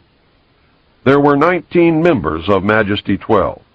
The first rule of Majesty 12 was that no order could be given and no action could be taken without a majority vote of 12 in favor, thus Majority 12. Orders issued by Majesty 12 became known as Majority 12 Directives. This group was made up over the years of the top officers and directors of the Council on Foreign Relations and later the Trilateral Commission. Gordon Dean, George Bush, and Zbigniew Brzezinski were among them.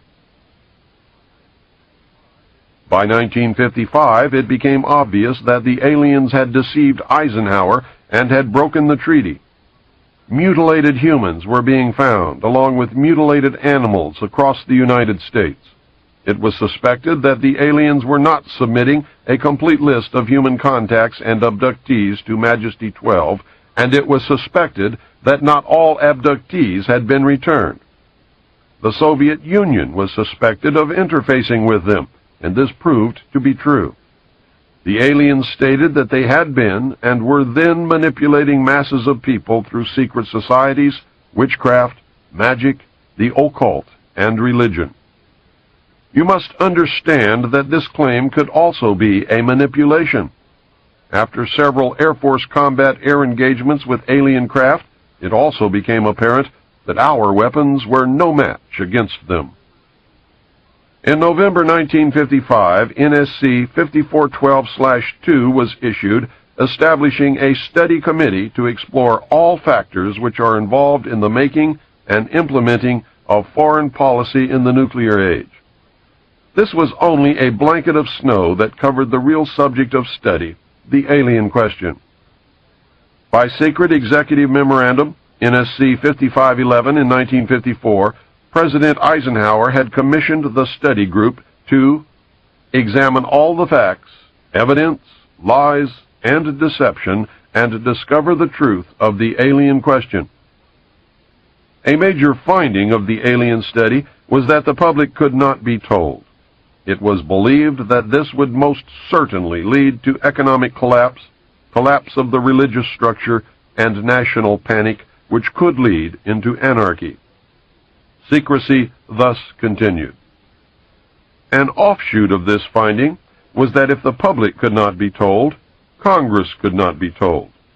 Funding for the projects and research would have to come from outside the government. In the meantime, money was to be obtained from the military budget and from Central Intelligence Agency confidential, non-appropriated funds. Another major finding was that the aliens were using humans and animals for a source of glandular secretions, enzymes, hormonal secretions, blood plasma, and possibly in genetic experiments. The aliens explained these actions as necessary to their survival. They stated that their genetic structure had deteriorated and that they were no longer able to reproduce. They stated that if they were unable to improve their genetic structure, their race would soon cease to exist. We looked upon their explanations with extreme suspicion. Since our weapons were literally useless against the aliens, Majesty 12 decided to continue friendly diplomatic relations until such time as we were able to develop a technology which would enable us to challenge them on a military basis. Overtures would have to be made to the Soviet Union and other nations to join forces for the survival of humanity. A symposium was held in 1957, which was attended by some of the great scientific minds then living. They reached the conclusion that by or shortly after the year 2000, the planet would self-destruct due to increased population and man's exploitation of the environment without any help from God or the aliens. By secret executive order of President Eisenhower, the Jason scholars were ordered to study this scenario and make recommendations from their findings. The Jason Society confirmed the findings of the scientists and made 3 recommendations called Alternatives 1, 2, and 3. Alternative 1 was to use nuclear devices to blast holes in the stratosphere from which the heat and pollution could escape into space. They would then change the human cultures from that of exploitation into cultures of environmental protection. Of the 3, this was decided to be the least likely to succeed due to the inherent nature of man and the additional damage the nuclear explosions would themselves create. The existence of a hole in the ozone layer may indicate that Alternative 1 might have been attempted. This is, however, only conjecture. Alternative 2 was to build a vast network of underground cities and tunnels in which a select representation of all cultures and occupations could survive and carry on the human race. The rest of humanity would be left to fend for themselves on the surface of the planet. We know that these facilities have been built and are ready and waiting for the chosen few to be notified. Alternative 3 was to exploit the alien and conventional technology in order for a select few to leave the Earth and establish colonies in outer space. I am not able to either confirm or deny the existence of batch consignments of human slaves, which would be used for the manual labor as a part of the plan. The moon, codenamed Adam, was the object of primary interest, followed by the planet Mars, codenamed Eve.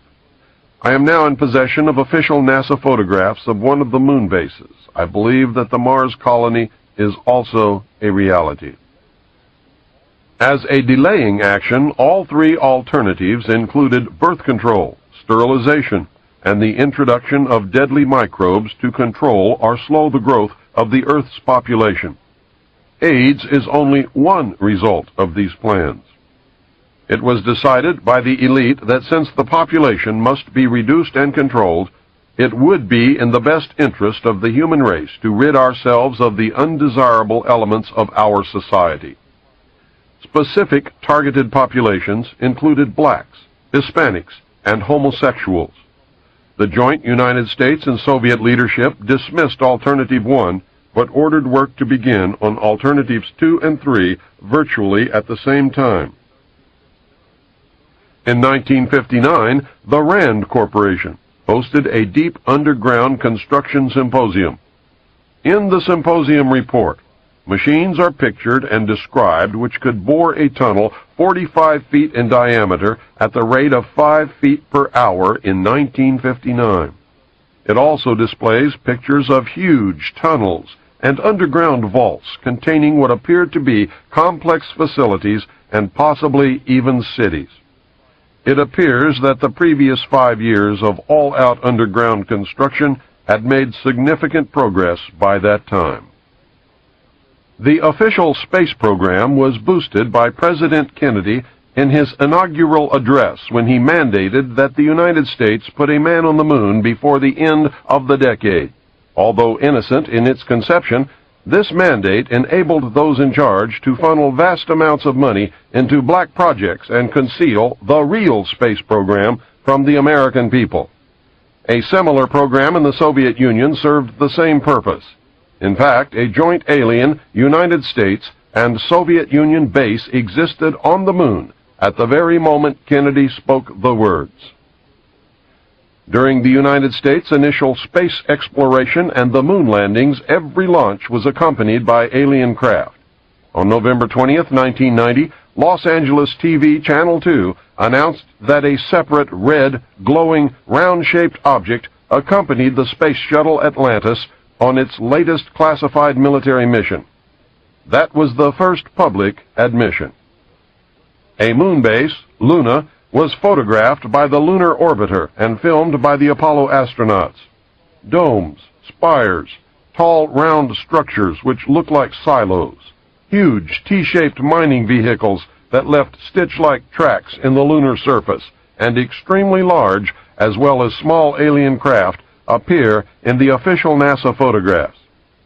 It is a joint United States and Soviet base. The space program is a farce and an unbelievable waste of money. Alternative 3 is a reality. It is not science fiction. Since our interaction with the aliens began, we have come into possession of technology beyond our wildest dreams. We currently have and fly atomic-powered anti-gravity type craft in Nevada. Our pilots have made interplanetary voyages in these craft and have been to the Moon, Mars, and other planets. We have been lied to about the true nature of the Moon, the planets, Mars, and Venus, and the real state of technology that we possess today at this very moment. There are areas on the Moon where plant life grows and even changes color with the seasons. This seasonal effect is because the Moon does not, as claimed, always present the exact same side to the Earth or the Sun. The Moon has several man-made lakes and ponds upon its surface, and clouds have been observed and filmed in its atmosphere. It possesses a gravitational field, and man can walk upon its surface without a spacesuit, breathing from an oxygen bottle after undergoing decompression, the same as any deep-sea diver. I have the official NASA photographs. Some of them were published in the books We Discovered Alien Bases on the Moon by Fred Steckling and Someone Else is on the Moon. In 1969, a confrontation broke out between the Soviets and Americans at the lunar base. The Soviets attempted to take control of the base and held American scientists and personnel hostage. We were able to restore order, but not before 66 people were killed. The Soviets were suspended from the program for a period of 2 years. A reconciliation eventually took place, and once again we began to interact. Another plan is in force. It is the plan to prepare the public for eventual confrontation with an alien race. It could also intend to make you believe in an alien race that may not exist. The public is being bombarded with movies, radio, advertising, and TV programs depicting almost every aspect of the purported true nature of an alien presence.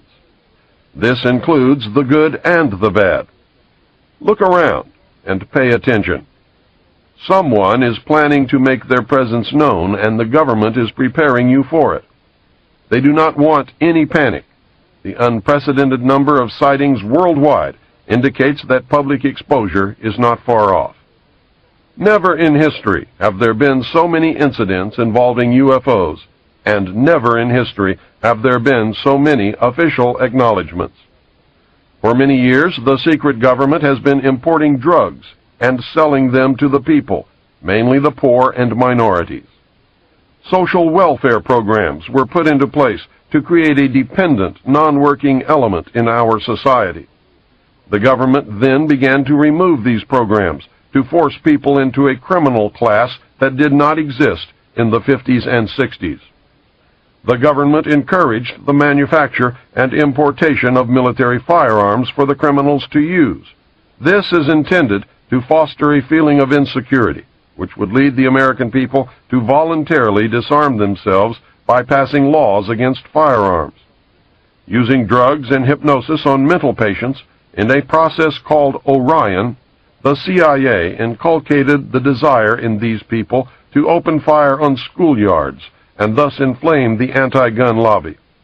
This plan is well underway and so far is working perfectly. The middle class is begging the government to do away with the Second Amendment. The media will convince the American people that a state of anarchy exists within the major cities. When public opinion has been won to this idea, they intend to state that a terrorist group armed with a nuclear weapon has entered the United States and that they plan to detonate this device in one of our cities. The government will then suspend the Constitution and declare martial law. The secret alien army of implanted humans and all dissidents, which translates into anyone they choose, will be rounded up and placed in the 1-mile square concentration camps which already exist. Are the people whom they intend to place in these concentration camps destined to make up the reported batch consignments of slave labor needed by the space colonies? The media, radio, TV, newspapers, and computer networks will be nationalized and seized. Anyone who resists will be taken or killed. This entire operation was rehearsed by the government and military in 1984 under the code name Rex 84 Alpha, and it went off without a hitch. When these events have transpired, the secret government and/or alien takeover will be complete. Your freedom will never be returned, and you will live in slavery for the remainder of your life. You had better wake up, and you had better do it now. The conclusions are inescapable. 1.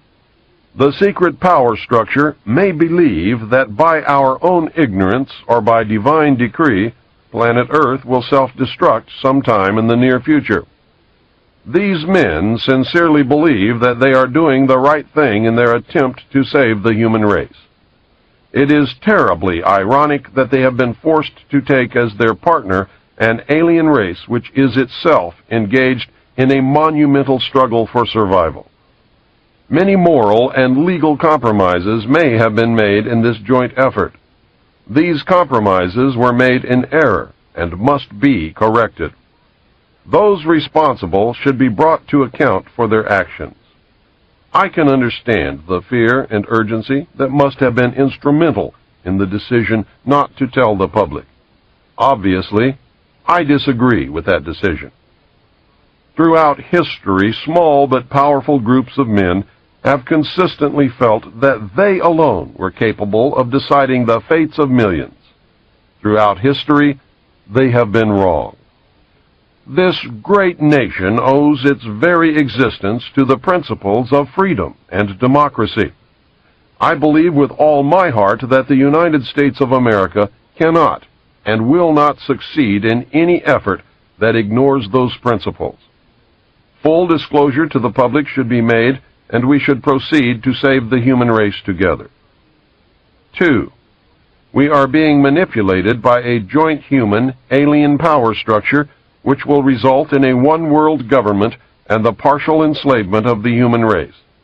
This has been deemed necessary to solve the elemental question: who will speak for planet Earth? It has been decided that man is not mature enough in his evolutionary development to be trusted to interact properly with an alien race. We already have enough trouble between the different human races. So what would happen if a totally alien extraterrestrial race was introduced? Would they be lynched, spit upon, or shot? Would discrimination result in nasty encounters that would doom humanity as a result of the aliens' obviously superior technology? Have our leaders decided to lock us in the playpen? The only way to prevent this scenario from taking place is to cause an evolutionary leap in consciousness, a paradigm shift for the entire human race. I have no idea how it can be done, but I know that it desperately needs to be done. It needs to be done very quickly and very quietly. 3. The government has been totally deceived, and we are being manipulated by an alien power, which will result in the total enslavement and/or destruction of the human race. We must use any and every means available to prevent this from happening. 4. If none of this is true, something else may be happening which is beyond our ability to understand at this moment. We must force disclosure of all of the facts, discover the truth, and act upon it. The situation in which we find ourselves is due to our own actions or inactions over the last 44 years. Because it is our own fault, we are the only ones who can change future events. Education seems to me to be a major part of the solution. The remaining part is the abolition of secrecy. And 5, there is always the possibility that I was used, that the whole alien scenario is the greatest hoax in history, designed to create an alien enemy from outer space in order to expedite the formation of a one-world government. I have found evidence that this could be true. Through ignorance or misplaced trust, we as a people have abdicated our role as the watchdog of our government.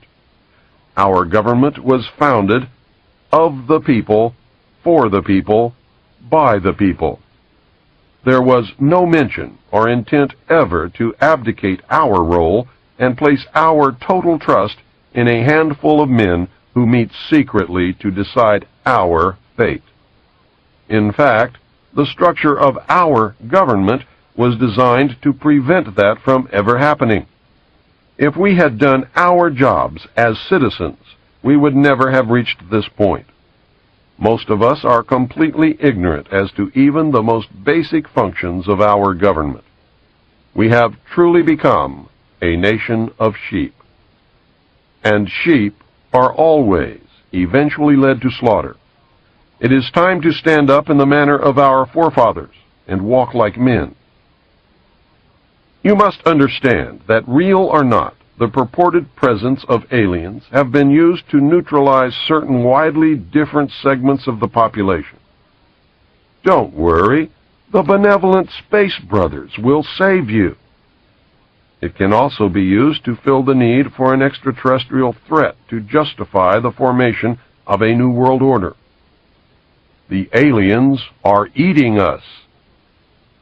The most important information that you need to determine your future actions is that this new world order calls for the destruction of the sovereignty of nations, including the United States.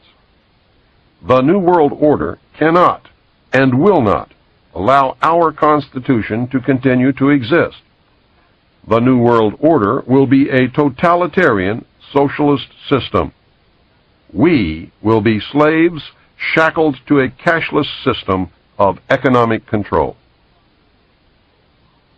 If the documentation that I viewed while I was in naval intelligence is true, then what you have just heard is probably closer to the truth than anything ever spoken. If extraterrestrials are a hoax, then what you just heard is exactly what the Illuminati wants you to believe. I can assure you, beyond any shadow of a doubt, that even if aliens are not real, the technology is real. Anti-gravity craft exist, and human pilots fly them. I and millions of others have seen them. They are metal. They are machines. They come in different sizes and shapes. They are obviously intelligently guided. Now, here is an interview with author William Cooper. So, Mr. Cooper, are there larger numbers of people all the time who are receptive to your message and who are thinking a little bit more deeply and critically about these fundamental issues of government and politics that perhaps they did not give as much thought to in the past? Oh, yes. In fact, I never dreamed that I would make such an impact. When I first began what I'm doing now, which was many years ago, I was lucky if I could travel 1,000 miles and collect 3 people in somebody's living room, none of whom, by the way, would help me pay for expenses or anything else, to sit down and listen to what I had to say. And I did this many times, travel all the way across the country, just to talk to 2 or 3 or 4 people in somebody's home, and put all the expenses myself. And now I can go to someplace like the Salt Dome in Salt Lake City and fill the place up with people who want to come and hear what I have to say. And I think the radio broadcast has had a lot to do with it. My book has certainly been the #1 underground book in the country for the last 8 or 9 years, and continues to be today. And I know that I'm really hitting the mark, and I'm really making people pay attention when the President of the United States, William Jefferson Clinton, names me in a White House memo, which Rush Limbaugh read on the air, as being the most dangerous radio host in America. To me, that was the most tremendous compliment that I could ever receive. Was worth more than $50 million in my estimation. And if I don't ever do anything more than what I've accomplished, I certainly have accomplished quite a bit in the way of waking up the average American to stop believing everything that he's told or taught and start questioning and using his own mind for something other than to hold up the top of his head. And I think that's happening. I think people are beginning to question and think and arrive at their own conclusions today a lot more than they ever have in history. Trusting people is what got us in this situation. And the whole concept that imperfect man can rule other imperfect men, and it's going to turn out all right, is the most ludicrous proposition that I've ever heard in my life. I think there are a number of people that agree with what you say, who are aware of some of these facts. Again, the question to ask is, given that there may be ills and abuses on the part of the government today, what would be something that a person interested in seeing change could do? What sort of advice would you give somebody who wanted to have an effect for the better, who would want to influence events so that we would begin moving towards a change? There are only two possible avenues of change at the present time.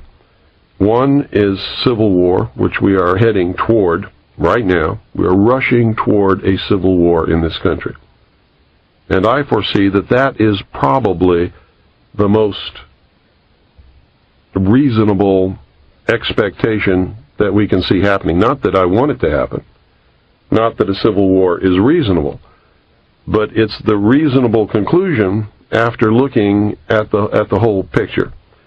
The other is that we could somehow really educate the vast majority of what I call the American sheeple. These are people who are ignorant. Ignorant is not a bad word. It just means that they're without knowledge. If we could educate them and get them to understand that it is more important to stand up now and take a personal risk and educate other people and say that this has all got to stop, and be able to select our own candidates and make sure they get elected no matter what the press or the television or anybody else tells us about them. Put them in office, people who will support, protect, and defend the Constitution, like the liars and the charlatans who are in office now swear to do when they take their oath of office, but don't at all. Don't even attempt it. In fact, if you could get the people to do that, then there might be a possibility of a political, peaceful solution. But I can tell you right there that that's not going to happen. It's not going to happen in your wildest dreams, because most people spend the first 21 years of their life trying to get away from daddy and get away from home and become responsible and have their own responsibility in life. They spend the rest of their life, once they find out what that really means, in trying to find a daddy that will take care of them and take all the risk away from them and make sure that they have a job and that their diapers are changed and they have a bed to sleep in at night and a place to play and all of that kind of stuff, just like every other child in the world. And to stand up and be responsible and take a risk means that they're not going to find that. That's why socialism is so attractive to the vast majority of any people, not just Americans, but any people. It promises that they're going to have a daddy again who's going to take care of them. If they'll just give up all their rights and all their liberties, daddy will take care of them. And so that's what people are looking for. And you can see it in your daily life. That's the way they vote. That's what they want. They don't want to take personal responsibility. They don't want to take a risk. They're afraid of getting on a list. I've had people tell me to my face, Bill, I know all about this stuff, but I can't help you because I don't want to get on anybody's list. Is it different anywhere else then, Bill? Because this question brings me to something I wanted to ask you anyway, and that is, in looking over other countries in the world, do you find any other countries with social or political models, even if it's only some aspect of their system, that you find worth emulating in other countries? Any other country or countries that you think go about the political process or the social contract, if you will, in a way superior to the United States? No, I don't, as a matter of fact. Up until we began to take this left turn into socialism, the United States was the great light of the world, so to speak. We were the only free people who had ever existed in the entire history of humanity. We like to talk about our great heritage from England. The English were never free. They're not free today. They don't have freedom of speech. They don't have any of the freedoms that we've always had and cherished. In the history of the whole human race, the only people that have ever lived on this planet who have ever truly been free, the ultimate achievement of all humankind was to accept the individual as a king or queen in his or her own right, being responsible and having all of the freedom and liberties that they could possibly imagine right here in this country.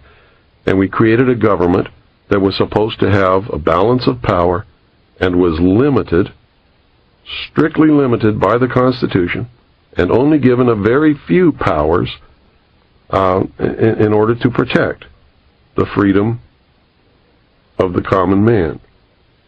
That's all gone now. I mean, that's like you hear these politicians in Washington today talking about how the Constitution is an outdated document penned over 200 years ago by a bunch of doddering old men who did not understand the complexities of the modern age. They won't tell you what you should already know, is that the document is not an outdated old document. It is a living Constitution. It has within it the means for change should the people desire that it be changed. But the people don't desire that, so they just go ahead and throw it in the trash can anyway and go about their business doing anything that they want to do, while Joe Blow on the street doesn't even know that it's happening because he's never read the document that guarantees his freedom in his whole life. So, Mr. Cooper, given the controversial nature of so many of the things that you have studied with regard to government and the law and the abuses thereof, tell us a little bit about how it has affected your personal life. You're a family man with 2 children. What kind of impact has the work you've done had on your family? Well, that's quite an interesting question, and that doesn't get asked very much. But it's had a tremendous effect. If you want to find out how quickly society can turn against one, and I'm talking seriously here, stand up and tell the truth about just anything that you want to stand up and tell the truth about. It scares the living daylights out of everyone. And so the first thing that happens is you find out who your friends are and who your friends are not, because there's a great weeding out there. And it's not anything that you do on your part or that I've done on my part. They just disappear. And you find very quickly that people are afraid to be around you because they can see the government being upset about what you're talking about, and they can see repercussions coming, and of course they have happened and will continue to happen.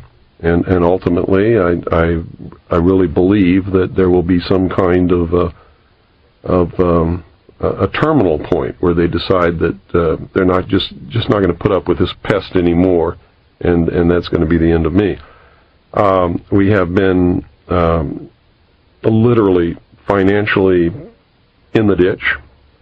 We have found it impossible to get any kind of a normal job with anyone who knows anything about what I do. It's you can't go to church, you can't go to cocktail parties because everybody else is sitting around talking about the weather, or, oh, what school did you go to? And when you have done the research and arrived at some of the answers that I know to be true now, those people become like kindergarten children. They're not in the real world, and I can't engage in that kind of a conversation. So you really find yourself in another world that has nothing to do with all of the rest of the people who are running around engaged in their activities that they think are so important then. And to them, they really are. But to me, they've lost the reality of what really is important, and they're about to lose their freedom to even discover those things at this point. May I ask you a last question, and that is, how would you like to be seen or remembered in future years when people look back and you think about the thrust of your work? What is it that you would like to be best remembered for? I think I would like to be remembered like Paul Revere was remembered. At a time when it was needed and nobody else would do it, I got on my horse and rode through the night and said, the British are coming. And this time it's not the British, although there's an element of the British here because England is a socialist country. I'm sure you know that. That's all. I'm not looking for any fame or any fortune. You certainly don't get rich doing what I'm doing. And infamous is probably the real word that describes what happens to you as far as public recognition in a world where political correctness is the theme of the day. You just don't do what I'm doing. So if anybody wants to remember me, I would certainly be pleased if they just remembered I did what was the responsible and the right thing to do at a time when nobody else had the guts to do it. Well, Cooper, thank you for your time. You're welcome.